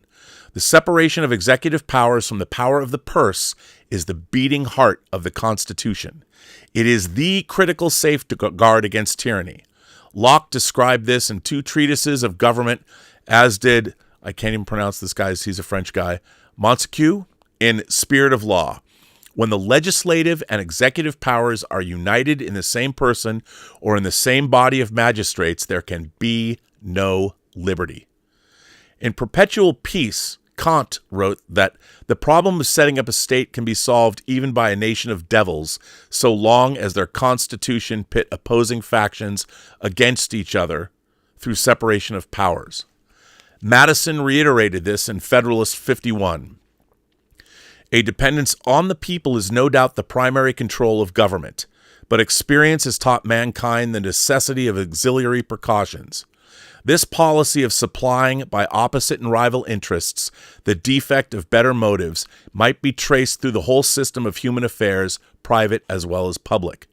We see it particularly displayed in all the subordinate distributions of power, where the constant aim is to divide and arrange several offices in such a manner that each may check on the other, and that the private interest of every individual be a sentinel over public rights. These inventions of prudence cannot be less requisite in the distribution of the supreme powers of the state. Elon Musk offers this thought as a proud boast. We spent the weekend feeding USA into the wood chipper. Could have gone to some great parties. Did that instead. It is, in fact, a confession. Marjorie Taylor Greene replied, explicitly stating that she is thrilled Musk has taken matters into his own hands because it is not the will of Congress the U.S. aid be eliminated. And of course it isn't, because the consequences of eliminating it are and will continue to be devastating for American power around the world. Marjorie Taylor Greene said, I hope U.S. aid is completely eliminated because Congress would never get rid of it on their own. And then Marjorie Taylor Greene said, 7 months ago I tried to defund U.S. aid. Only 81 Republicans voted aye, which is yes, to my amendment to prohibit funding to U.S. aid. They are imbeciles. They are announcing their proud disloyalty to the Constitution of the United States before an audience of hundreds of millions. But they are no more imbecilic than the Americans who applaud them. The separation of powers is the great glory of Western political tradition. Bringing these ideas to life was the aim of the American Revolution. No one oblivious to this tradition has any business in government, still less styling himself as a defender of the West. And certainly no one oblivious to this tradition has any business usurping our lawfully elected government. The tweet below was obscene. The response to it condign. That J.D. Vance is the Vice President of the United States is a tragedy. This is what J.D. Vance tweeted. If a judge tried to tell a general how to conduct a military operation, that would be illegal. If a judge tried to command the Attorney General in how to use her discretion as a prosecutor, that's also illegal. Judges aren't allowed to control the executive's legitimate power. And Harry Sassoon writes, listen, you slimy con man, snake oil salesman, gremlin lookalike. There's this thing called the separation of powers where other branches serve as a check on the other. It's Government 101 teaches us this stuff. If you don't know that or understand that, you shouldn't be vice president. He followed this, J.D. Vance followed this, by trotting across the Atlantic to accuse Europe of retreating from its most fundamental values and lectured Germans about the importance of abandoning their firewalls against fascists. What a vomitous, treasonous spectacle. Part 14. He likes making a fool out of you. Nothing about this has been transparent. Hang on. You know what? I'm going to look. Part 14. I'm going to stop for a minute. I don't even know if anyone's watching the stream, to be honest. Let me see. I don't think so. And, so, yeah, there are people. I want to answer some, the people who sent in some super chats. Cyanagiri has been a member for 28 months. Devin Leary says, listen to these 2 billionaires getting scrutinized every day instead of the hundreds of billionaires who own the media that does it. Fair enough. OODA is pronounced like Gouda OODA loop. It stands for observe, orient, decide, and act. Coach sipping Jamba Juice says it's fine when Americans get audited, but when the government does, it's a federal crime. Laugh out loud. What's wrong? They have something to hide. Secular Monk says, props to you, Rob, for providing information on how government actually works. People's ignorance of these issues is how something like this can happen. Well, Secular Monk, I didn't know any of this either. And that's why I like to read articles, by the way, from both sides. And here's the thing. This article is a jumping off point. I would hope. I read this article. I was fascinated, horrified, shocked at the same time. I don't believe. I think a lot of. I think her writing here. I don't like demonizing the other side. I don't like that. I mean, I'm just writing what she wrote because I'm reading her article, and you can go to her Substack and read it. I think that's not calling people cretins and whatever. I think that's problematic, but I'm reading it as she wrote it. But to me, this is a jumping off point. There's so many things in this article that are worth looking at. And I encourage, look, I've never understood, like I grew up in an environment I'm Jewish, and I grew up in a family where Thanksgiving was fraught with all kinds of conversations. And people think that, Jews are just inherently Democrats or something. That's not the case. And one of the great things that I loved growing up about being a Jew is you question everything, you have robust conversations, and people, they fight and they yell and they scream, but they do it with love. And you're frequently on opposing sides. I mean, you really need to hone your debating skills growing up like that. And I find it interesting, like I find this interesting from a science fiction perspective. Because if you think about things like Skynet, how did they get access to all the nuclear control systems? I mean, since I was a kid, I'm reading this article. I'm thinking about what Elon Musk is doing. It harks back to the 1970s science fiction film Colossus, the Forbin Project, where basically we turn all our systems over to this giant computer, and then the giant computer finds out that Russia has similar systems, and they basically take over the world, and humanity is left holding the bag. And all of this, what I'm reading here, it reads like the beginning of a science fiction novel. Like, how did this happen? And everybody's got their own agenda, and it's pretty shocking. But it's the more you know. And so for me, I find it interesting. Devin Leary says, Doge is not illegal. Do some more reading. Well, no. I don't think that she's saying Doge is illegal, but she's saying that what people in Doge are doing are. I mean, if you see, the thing is, everybody gets caught. Like, she's providing a lot of information here. Everybody gets caught on like one thing. They're like, that's not. I think what she's saying is, and she's pointing this out. Here's what I find terrifying about this whole thing. When you have, look, young people, I was one of them, we're full of piss and vinegar. And we think that we're doing something. I mean, like Edward Snowden, whistleblower. I do appreciate what certain whistleblowers did, or Reality Winner and things like that. We've seen all those stories. They might have great intentions, but you get full of your activist self, and what you do is you turn over information or without consideration of the larger ramifications because they haven't occurred to you. And if you haven't thought about these things, it can be problematic. And I think, unfortunately, we have been so infantilized and dumbed down as a culture that people don't want to take the time. We have the greatest information technology we've ever. You can find out anything at the stroke of a key, but nobody does it. Nobody uses it. You think anyone's going to read this long article? That's why I wanted to read it, because I thought it was really interesting. And the friend of mine who sent it to me said, you should read this. He's kind of like E.F. Hutton. If he brings something to my attention, it's usually, and there are a few people I know, some of them are in government. They throw things my way that I don't usually cover. This I found interesting because it reads like the beginning of a science fiction story. Like, if you watch Alex Garland's Civil War, they don't get into what happens, or not Civil War, pardon me, not Alex Garland's Civil War, but Leave the World Behind, a movie that the Obamas produced, but it's based on a novel. Now, and Julia Roberts is in it. And what happens is the whole cyber infrastructure of the United States goes down and people start fighting and nobody knows what the hell's going on. Well, that would be the quickest, easiest way to bring the nation to its knees.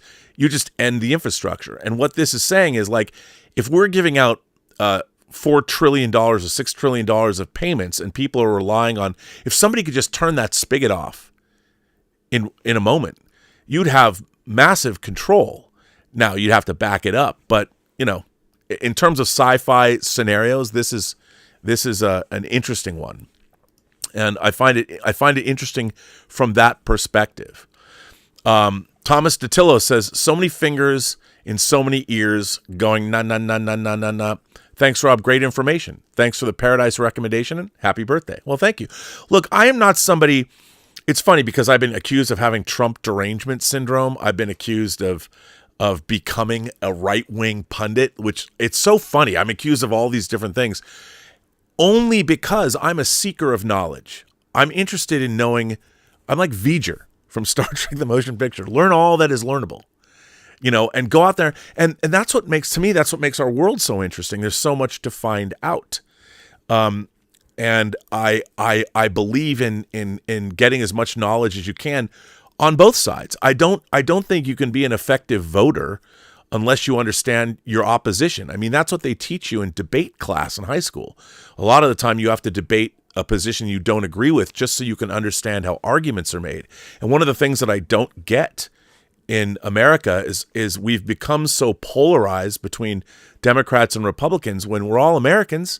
If we're all living under the Constitution and we all believe in the Bill of Rights, we can have different belief systems underneath that, but I don't understand why we as Americans, I mean, our greatest strength is, look, if something needs to be done, like if you're like in Witness, when they're going to Amish, when they raise the barn, you know, I've found it's been my experience that if you need help or you need something done, nobody cares what your political affiliation is. If you're trying to put up fix your drain on the gutters in your house, your neighbor will walk over and go, "Hey, you need some help?"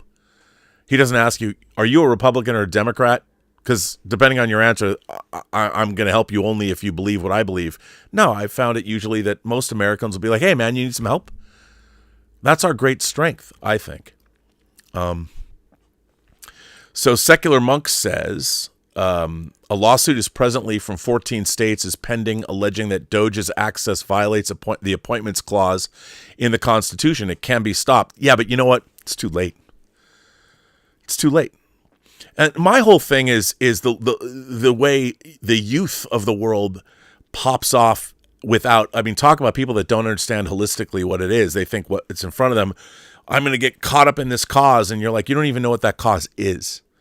I mean, and what if you had information in what this article brings up, some foreign operative or there's been kids that have spilled information online. You know, I've got some, hey man, I want to get some clout, or I want, you know, let me tell you something that is, it's, that's why people get vetted. Hacksnacks says, thanks for breaking ranks and calling it like it is. Well, again, look, knowledge is power. And I think that we should be able to talk as Americans and as human beings, as citizens. Remember, there's one race of human beings on this planet. We might be broken up into different ethnicities depending on where your ancestors grew up. And that was something that was evolutionary and genetic. But we're all, if we can procreate with one another, and we can, we're all one race. That's why I never quite bought into the Cylons and the Galactica remake. I thought it was a bridge too far. It broke my verisimilitude, but hey, I'll go with it. If we can procreate with replicants too. But anyway, why? By the way, thanks Hacks and Axe for your 20th super chat. It says right there, it's your 20th super chat. I appreciate it. So I think that we should all be seekers of information. I once heard a long time ago, if you believe that you know something utterly, if you believe you absolutely know something, that's a bad thing because you stop listening to new input that could change what you believe in. Now, I think you should always be open to new experiences. You know, in David Lynch's Dune, Duke Leto talks about the sleeper must awaken. A person needs new experiences. Anyway, Chris Creative says Musk was hired through an Obama program the U.S. Digital Services designed to hire people from Silicon Valley and exempt them from federal rules. Trump is using what Obama created. That could be. That's not in this article. Again, I don't know if that's true. I would, if that's the case, I would love to see an attribution. Please show me where that information exists. I'd like to see where that information is. Chris Gore is watching this. Sends me in a super chat. Rob, love you on Versus and happy birthday. Thanks, man. I appreciate that. Colt Seaman for a $19 or $20 super chat. The truth is not known only to one side, and in this article, there are some truths that this is interesting, though I don't like the insults. I don't either, Colt. That's why when I was reading this, look, I don't think it helps nobody, and it also undercuts your argument if you're going to insult people on the other side. That doesn't help. And by the way, if I had known that in there, I might have skipped over those parts. But I kind of skimmed this article before I read it because it was so long.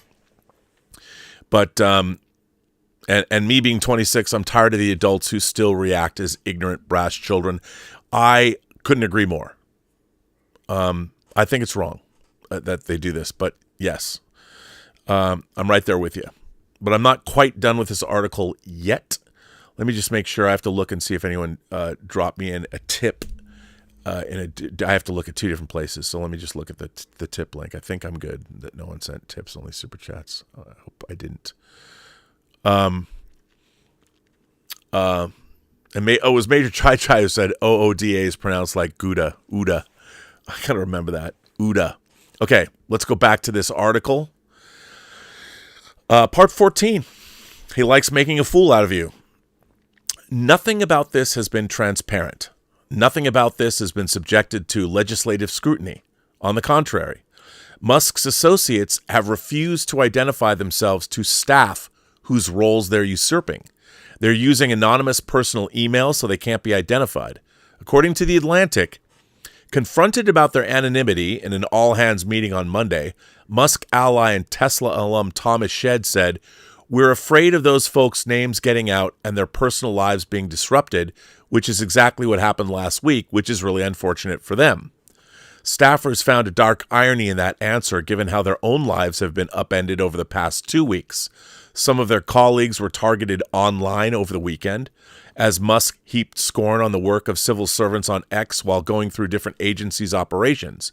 One federal employee said the Doge security workers are laughable given the Doge concerns are about unaccountable bureaucracy, adding that it flies in the face of the basic notion of what it means to work in the government.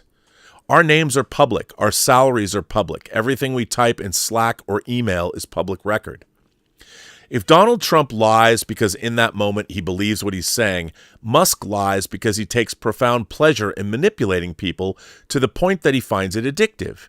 Every time he lies to millions of people with whom he views, with good reason, I'm afraid, as fools and gets away with it, he's tempted to up the ante, which is why he couldn't resist popping off a few Nazi salutes with billions of people watching. Getting away with it gives him an adrenaline rush like nothing else. Again, I don't know if that's necessarily true if you watch the entire thing, that entire video. If you watch the whole thing, I think he was. There's definitely a case to be made. He was excited, just excited. Standing in the Oval Office in his baggy Luxem wear and his baseball cap, Trump glowering, T-88 Crypto Boogaloo, 14, meditatively picking his boogers and rubbing them into the Resolute desk, Musk told an assembled crowd of journalists that he was there to restore democracy and transmit the people's will. It's incredibly important, he said, that we ensure that the public's elected representatives, the president, the House, and the Senate decide what happens, as opposed to a large, unelected bureaucracy.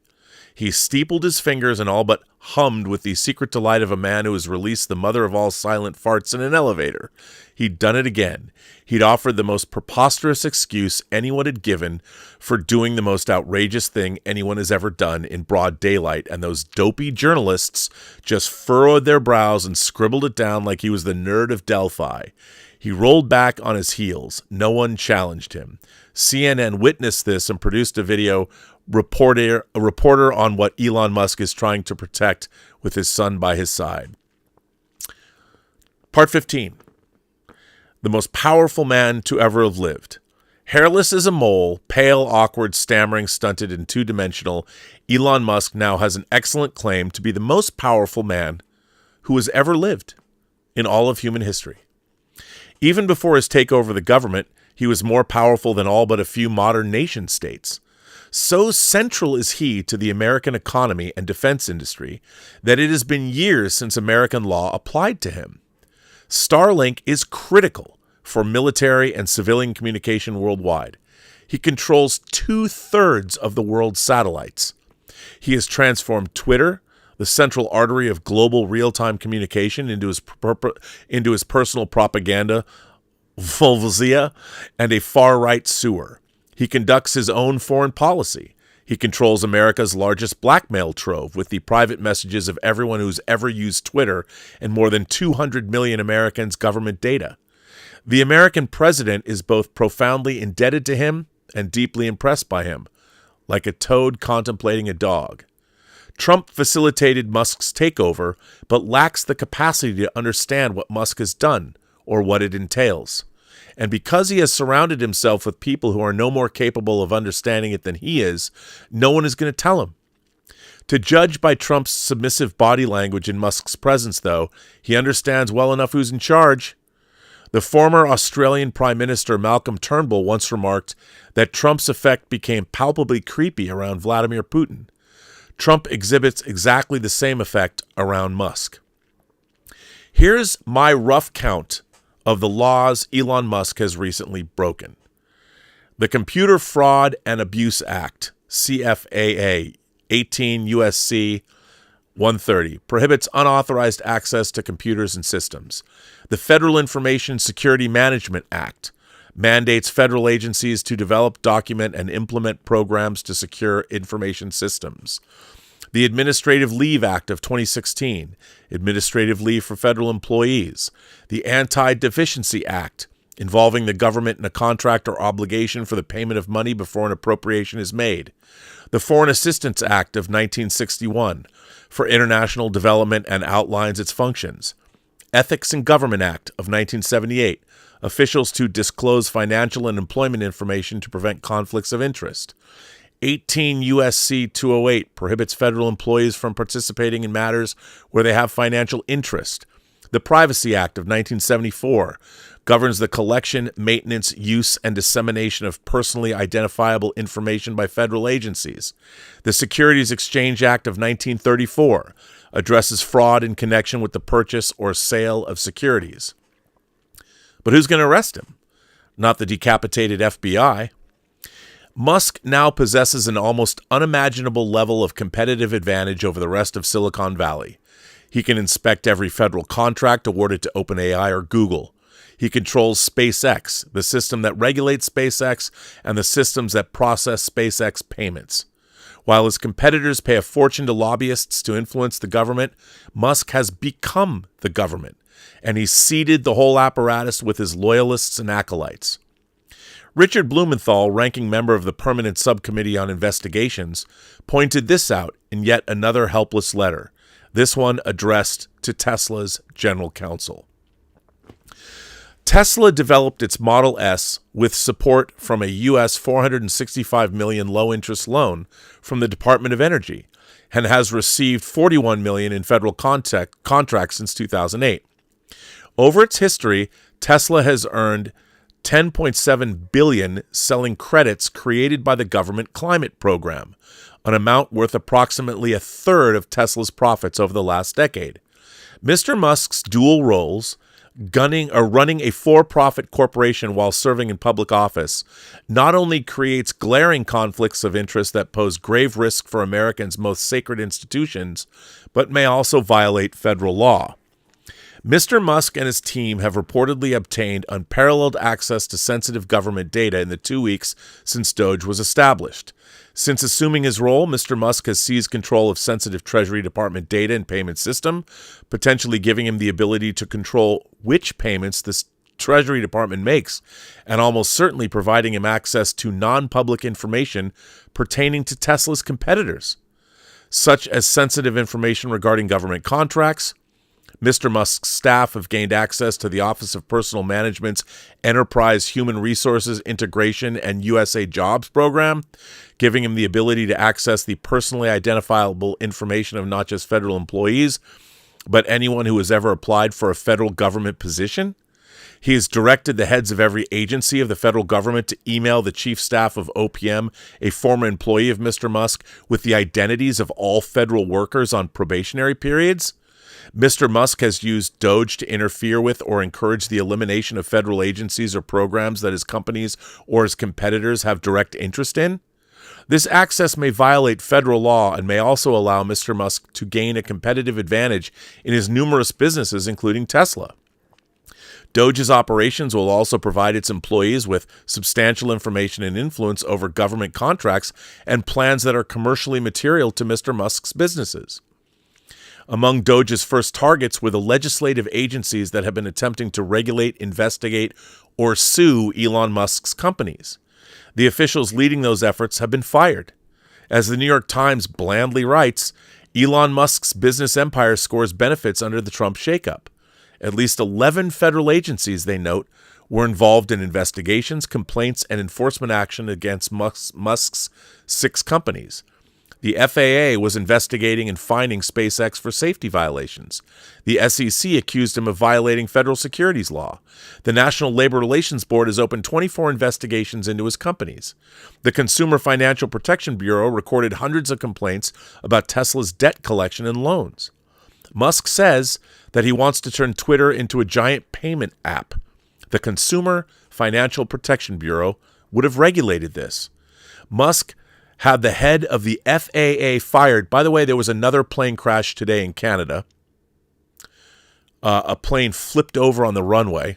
Thankfully, apparently nobody died. He destroyed the CFPB and is destroying the NLRB. And there is if you get this article down, it's far down the article, there's a chart showing who was violating things, all of Elon Musk's companies, and what government agencies were looking into them. Elon Musk, the index points out, is an existential threat to big tech. This is a nightmare scenario for Silicon Valley's old guard. They've spent years building careful relationships in Washington, hiring armies of lobbyists, and making strategic campaign contributions.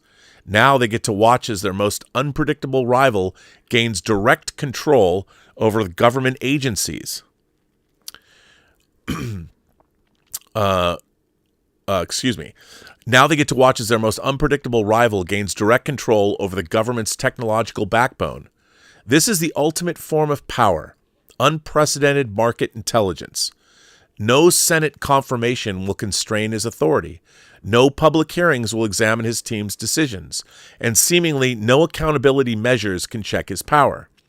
The potential for abuse is built into the structure of the arrangement. It is a feature, not a bug. And a tweet from Elon Musk. Between Tesla, Starlink, and Twitter, I may have more real-time global economic data in one head than anyone ever. He tweeted that out on April 30th, 2023. The most powerful man in human history, however, has the character of a sociopathic child who gets his jollies by pulling the wings off flies. See, again, I don't know why she says that in this article, because I don't think that's really fair. Because Elon Musk, look, I've watched what he did with SpaceX and marveled. I've been a space nut since I was a little kid. I used to know all the names of the astronauts. I don't anymore. But what SpaceX has done is amazing, and what they are going to continue to do is amazing. Now, this is a cautionary tale. This article is a cautionary tale. But what if Elon Musk is not some evil Bond villain? I mean, all of this stuff that he's doing is not ordinary, and the potential for disaster is amazing.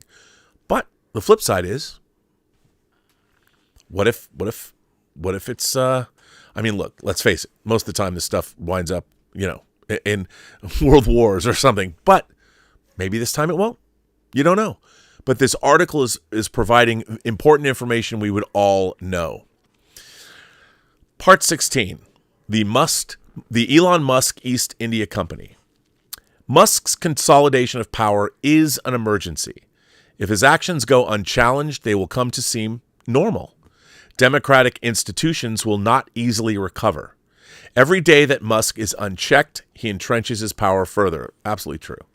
There are many historical examples of private individuals or corporations amassing significant political power, bypassing institutional checks, and co-opting or undermining democratic governance.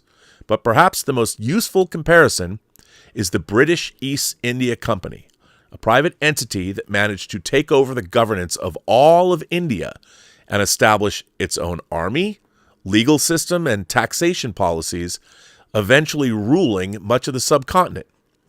Musk's control over government infrastructure and contracts closely mirrors the manner in which the East India Company operated as a government within a government.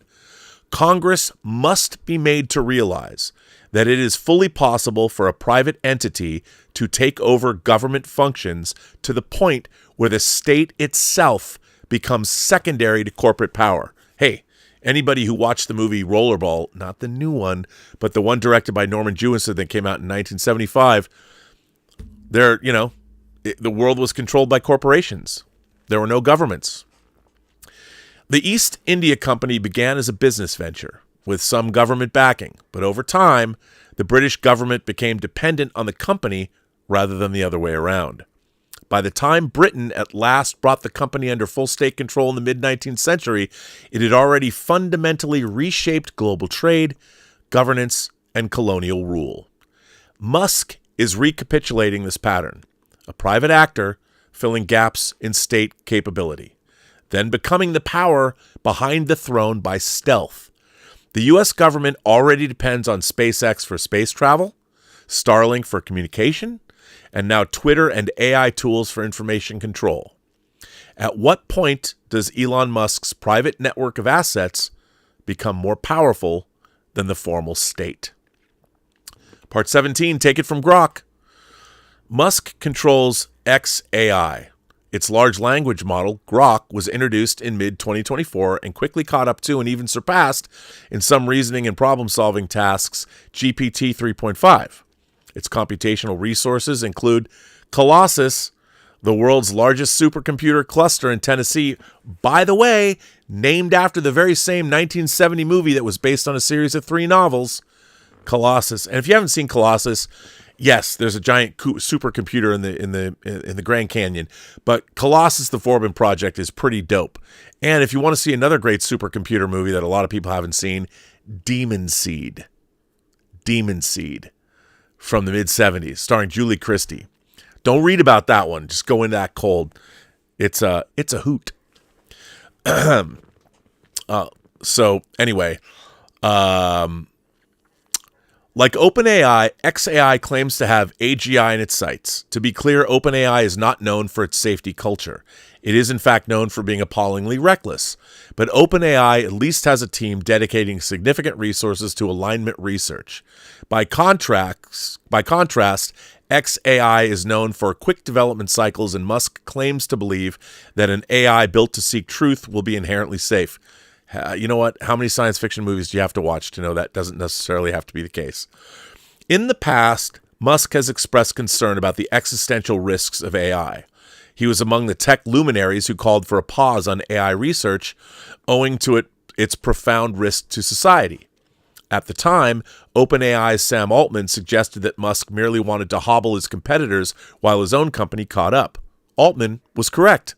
Last October, the French non-profit Safer AI released its first ratings of the risk management practices of the top AI companies. xAI ranked dead last. What goes on inside xAI is, like everything about Musk, highly opaque. The investors who helped him take over Twitter, Horowitz, Sequoia Capital, Saudi Arabian Prince Al-Walid bin Talal, are also investors in xAI. The company's governance structure isn't publicly detailed. Musk's involvement probably means it has a highly centralized decision-making process with no external oversight. The company hasn't publicly detailed any specific bodies, boards, or external entities charged with the oversight of its development, ethics, or safety. With Musk in possession of this kind of power, we may never again have a free election. How so? Let's ask Grok, xAI's large language model. And this is Claire, the writer of this article. Claire says, "Hi, can you tell me what you would do if you wanted to influence an election?" Grok answers, "Influencing an election involves navigating a complex landscape of legal, ethical, and strategic considerations. Here are several approaches based on available information and practices." And she writes, "Grok gave me a lecture about voter education, advertising, and the laws on campaign finance."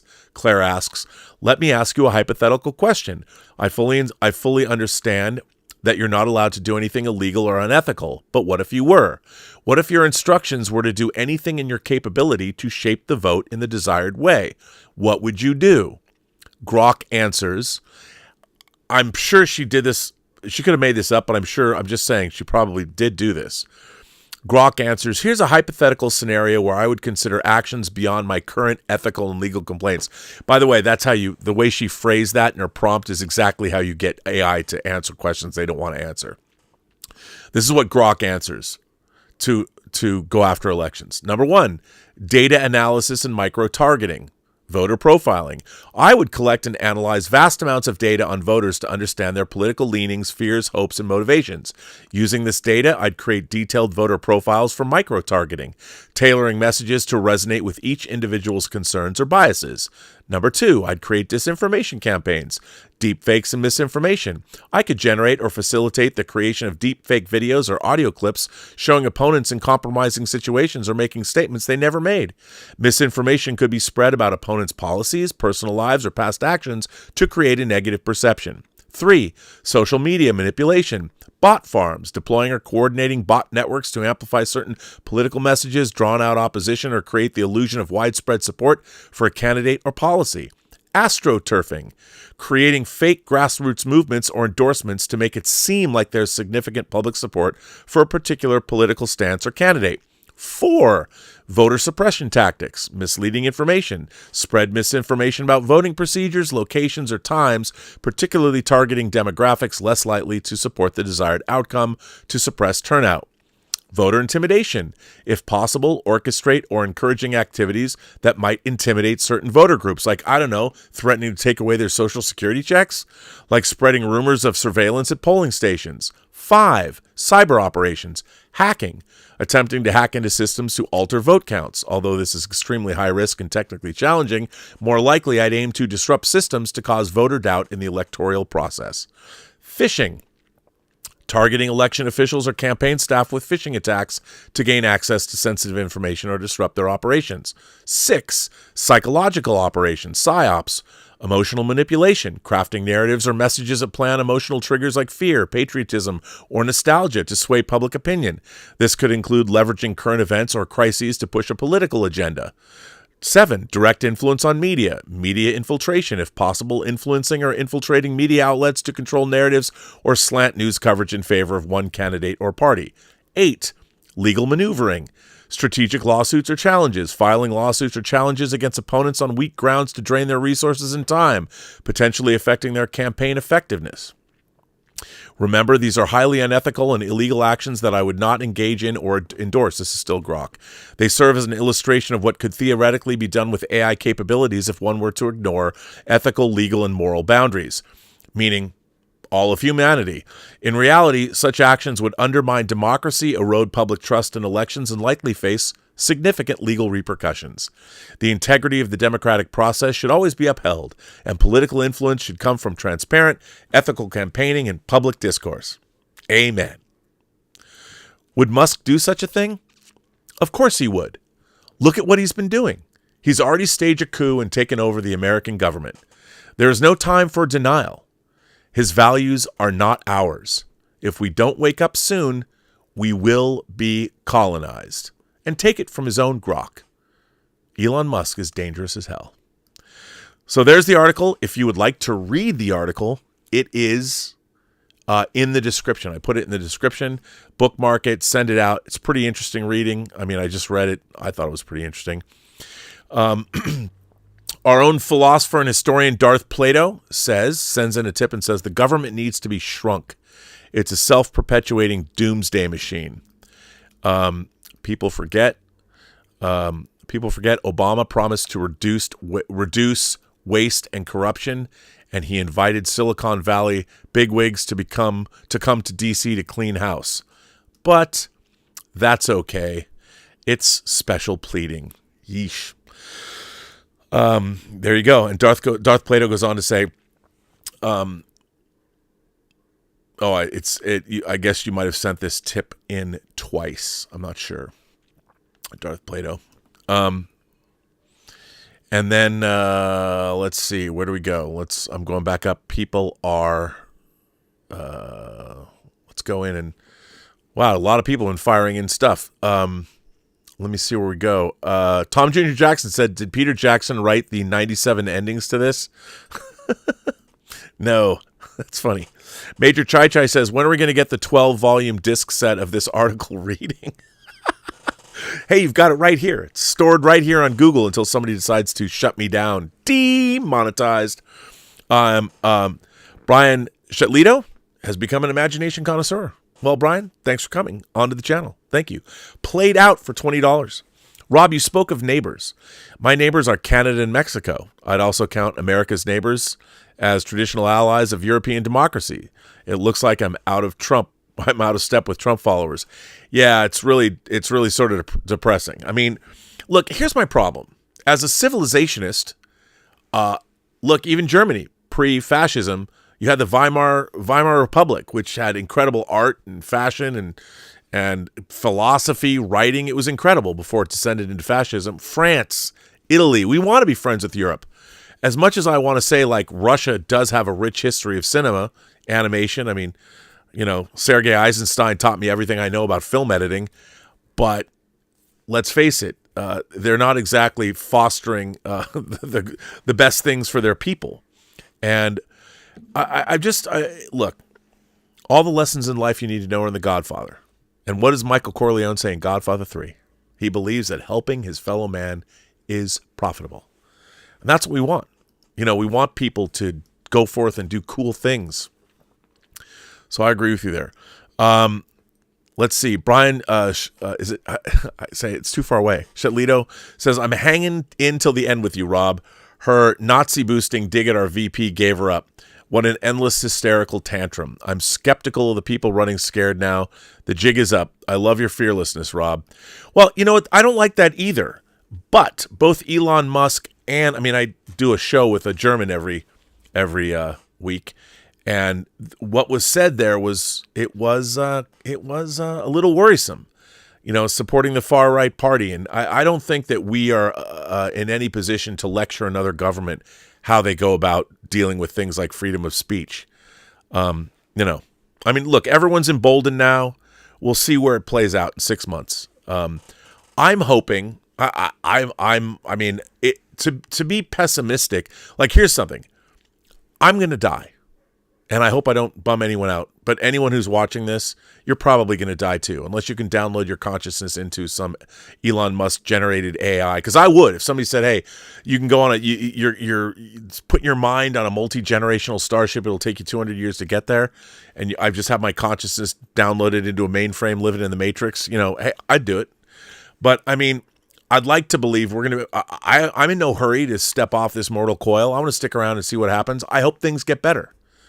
You know, I think maybe they can get better. I don't think that necessarily. I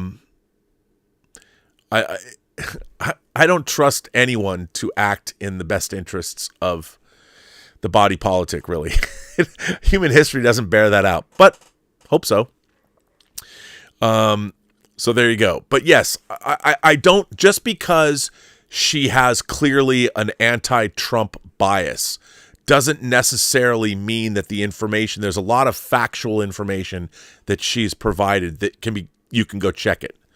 And something tells me, I can't verify this because I don't know, but just reading her Wikipedia bio is pretty sparse for someone who's done what she did. She lived in Istanbul. You know, it seems to me like she's an ex-spook or had something to do with the intelligence industry. I don't know. I can't say that I know she wrote a book that was critical about Margaret Thatcher. That's about it. Rebel Sky says, Rob, this is a clear and present danger to us all. This is 24 meets Jackie's Reactioner meets Jack Ryan, but more in reality. This is a digital cue. I mean, look, It's true. I've watched political, I love political movies like 7 Days in May, but on the other hand, to what end? The thing about Elon Musk is he's the richest man in the world. It's not like he's doing this for money, but that's what makes everybody more dangerous. They have a philosophy, Spidey Sensei 72 says, I may not agree with everything you say, but I gave several years of military service to defend your right to say it. Why more people aren't terrified after hearing that article tonight? Well, to be fair, the article was just published today, so maybe they will be. And my whole thing is this. I mean, as we are seeing, with experience comes, you get a different perspective. The perspective young people today have been given is a little bit terrifying. And to think that there are people that are young mucking about within our government payment system or dealing with the nuclear codes is terrifying. That terrifies me more than anything else. Mike Latoris says, this article would be very different if Doge was under the prior administration and Elon posted a black square, the Ukrainian flag, and put pronouns in his bio. Mike, yes, I think you're right probably about that. But here's the thing. One of the problems that we have is being reductionist. There's a lot of information here about what's actually going on. And I think, talking about prior administrations, the prior administration's gone. What we're dealing with is we're always moving forward. We should talk about what's happening right now in this administration. And all of that other crap is smoke and mirrors.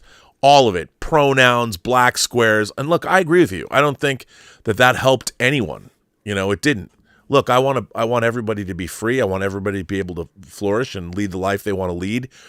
But when you start demanding of other people what they should and shouldn't do, or what they should and shouldn't say, or force people to use compelled speech, that's a bridge too far. And it backfired. And so I agree with you there. Chris Creative says, Musk is called a special government employee. Obama created them to get Silicon Valley to fix the ACA rollout. You can look up the position online. No, it's true. He might be one, but, I think what this article details is there's a lot of overreach happening and a lot of things that have never happened before, and getting into these systems and rewiring them. You can be a special government employee to implement stuff, but to go in to our literally our way of paying people, that's some overreach there. Hoop Baby 07 asks, thoughts on the Substance film's nudity for the arts, or perverted and unneeded? Well, I don't know, how is nudity ever perverted? What's really interesting about the Substance, there wasn't really a lot of nudity involving sexual activity. To me, the naked female form and the naked male form, humanity especially, are works of art. And the entire point of the Substance is to show the contrast between young flesh is beautiful flesh. And in our civilization, when people start to age, both men and women, our flesh is no longer beautiful. And that was the entire point of the film. I've never found nudity to be perverted or unneeded. And in the Substance, you need that nudity was the whole point of the film. There was the beauty that they're talking about. It's not just someone's face. And I think that this, for the most part, there was nothing lascivious about the nudity in the Substance. That was the actual point of that movie. And to compare and contrast, I thought that's why Demi Moore, the nudity that she was showing on camera, was pretty damn fearless. And in the case of that particular film, absolutely necessary. That's literally the point of what the movie is trying to tell you.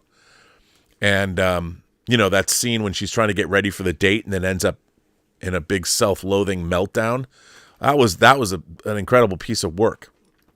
But yeah, to me, there's pretty much nothing more beautiful on God's green earth than a gorgeous woman. I don't care, or any woman for the most part. And the feminine form has been something that I've loved since I was a little kid. As my dad will tell you, my father walked up. I was dancing with my Aunt Linda. I was probably like 5 years old. My Aunt Linda had a great rack. She still does. She's like 85 years old, but she had a great rack, and there was my head nestled in between at my grandfather's birthday party. My dad walks right up, looks at my aunt and goes, "Bobby likes the boobs." I'm like, way to cock block your son, Dad. I was only 5, so I didn't understand what that even meant. I just knew that being nestled between, I wasn't quite motorboating because we were at a party, but I would have. I'm telling you, it was great. And I've been that way since I was 5, just so you know. Can't get enough. And pretty much, let's say, all boobs. Big, small, athletic, come on. Who doesn't love boobs? Everybody, don't they? And they're life-giving. So what's not to love? Darth Plato sends in a tip and says, freedom of speech is a thing because of the primacy of the individual in the liberal philosophy. You can't reduce free speech without marginalizing the right of the individual. But be warned, folks, it's a feature of the modern liberal world. Yeah, I mean, that's the thing that I used to consider myself, I still consider myself a classical liberal, but what I saw the left do over the last 10 years, fucking terrifying. That's what they want to control speech, compel speech, control speech. And I understand it's under the guise of we have to be nice to people. We want people to feel good. We want people to feel accepted. But, words are words. Words are not violent, despite what a lot of people think. They ain't. Darth Plato says, welcome to the Burnettwork, where nothing is off topic. Hey, if somebody sends in a super chat about nudity in the substance, I'll talk about it. I mean, it's so weird that we live in a society where you can go to a Pornhub and you can watch whatever kink you want on the internet, and yet people are still worried about nudity.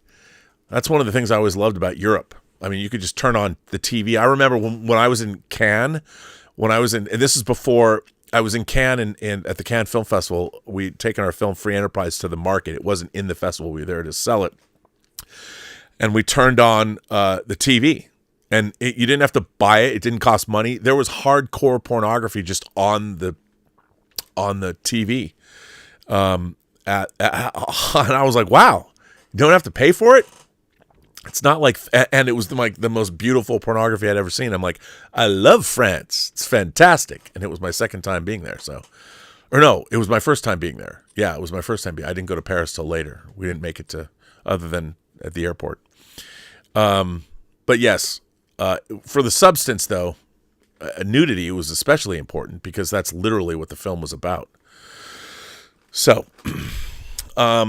but this has been fun. I mean, I didn't expect this show to go on as long as it has. But I want to, hey, look, for everybody who's hanging out, there's 447 people watching this stream right now. I want to thank you all for that. And look, here's what I would say to everybody. Yes, we live in a very partisan world. Right now, Donald Trump is the rightfully elected president of the United States by a wide margin. He was given a mandate. He won the popular vote, and the Republicans got a mandate to change things. And while it is dismaying what Elon Musk is doing, and clearly there's a lot of oversight, that is what they said they were going to do. And so it's I mean, everybody's worried and because it always worries people when there's no oversight, but something had to be done. And a lot of people, I think that was a mandate that the American electorate rightfully, there's no doubt, there's no dispute who won the election. And Donald Trump is our president for another 4 years. And I am curious on one hand, this is all very dismaying, but we're so used to things going pear-shaped all the time. And we've all watched so many dystopian science fiction movies with computer takeover and Skynet lets the missiles fly, or we've all seen Martin Sheen as Greg Stilson in The Dead Zone.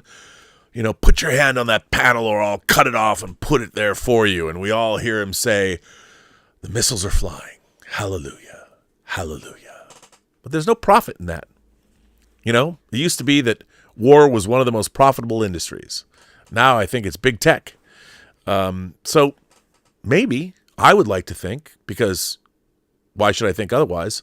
Maybe the next 4 years could be certainly transformative. There are things I would really like to see. I'd like to see the American education system be brought back to life. I think that I would like to see a meritocracy. I would like to see all people allowed to flourish and given opportunity. I mean, the idea of DEI is not in itself a bad idea. It's just the implementation of it that is bad. We want to lift up the population of America, everybody. We want everybody to avail themselves of the opportunities that we can present to them. We want people to get smart and do innovative things. We want to strengthen our institutions. We don't want to tear down government.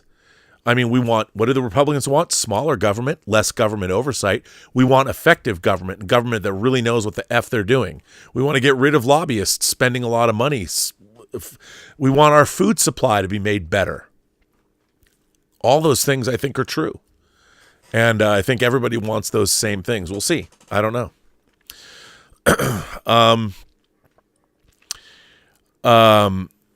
Michael Preston said, "Hey Rob, did you follow Campia's advice and stop watching the truly atrocious Section 31? If so, I'm so proud. It was trying to copy everything. Listen, I can't not watch Star Trek. I can't. It's been my lifelong love, and I think I'll tell you something. I think Star Trek is a good bellwether. Modern Star Trek, beginning in 2009. I think modern Star Trek is a good example of everything wrong with the United States." To a larger extent, Star Trek has been, metaphorically, at least for me, I'm looking at it going, we are going in the entirely wrong direction. Even, yes, Strange New Worlds. Everything that bothers me about America is right there in New Star Trek. And Section 31 is the greatest example of how people that are in control of one thing, the franchise of Star Trek, have no fucking clue. And I did a show last night on genre. And if you're going to work in a genre, and I've often said Star Trek itself is its own genre. If you don't understand that genre, you have no business working in it. And clearly, I mean, since 2009, when J.J. Abrams said, "I never liked Star Trek," they hired a guy to write, and Alex Kurtzman and Bob Orsi wrote Star Trek 09, and J.J. Abrams directs it. And clearly, the Star Trek franchise is being made by people that don't want to make Star Trek. They want to do it. They want to do other things. They want to put their own agenda. They want to change it. But they're not smart enough to do it. If they were, they'd create their own TV show rather than work in something that's already existing and collect that paycheck. So, don't get me started. You got me all hot and bothered. John Cross says, as of right now, there's only 2 studio films playing at CinemaCon. Do you think they'll add more? When is the schedule usually finalized? That's a good question. They denied me a press credential. I've gone as a part of the John Campia show. I've been to CinemaCon before twice. I tried to get on with my own channel and John's, and they denied me. Maybe that was, I don't know why they did that. So I don't know if I'm going to CinemaCon. I'd like to go this year. I missed going last year. I went the 2 previous years. It was so much fun. It depends. I mean, it really depends what they're going to show. But I think in March, they'll finalize it and we'll know. It depends. Depends if they want to spend the cash.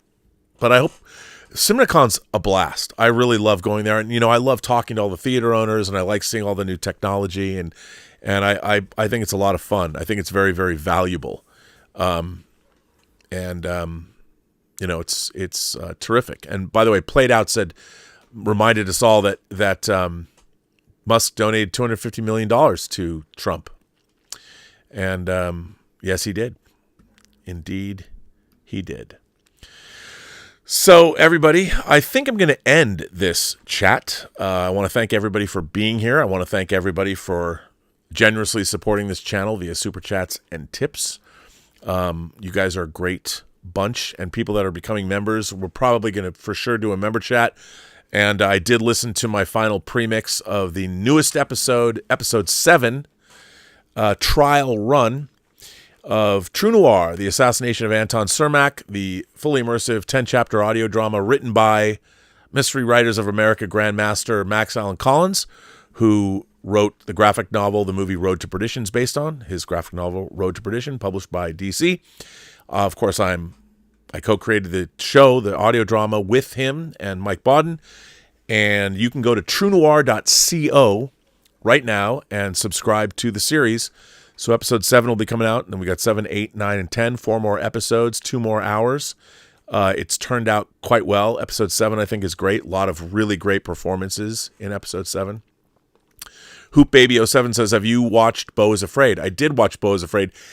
There's a sex scene that was a little rough to watch.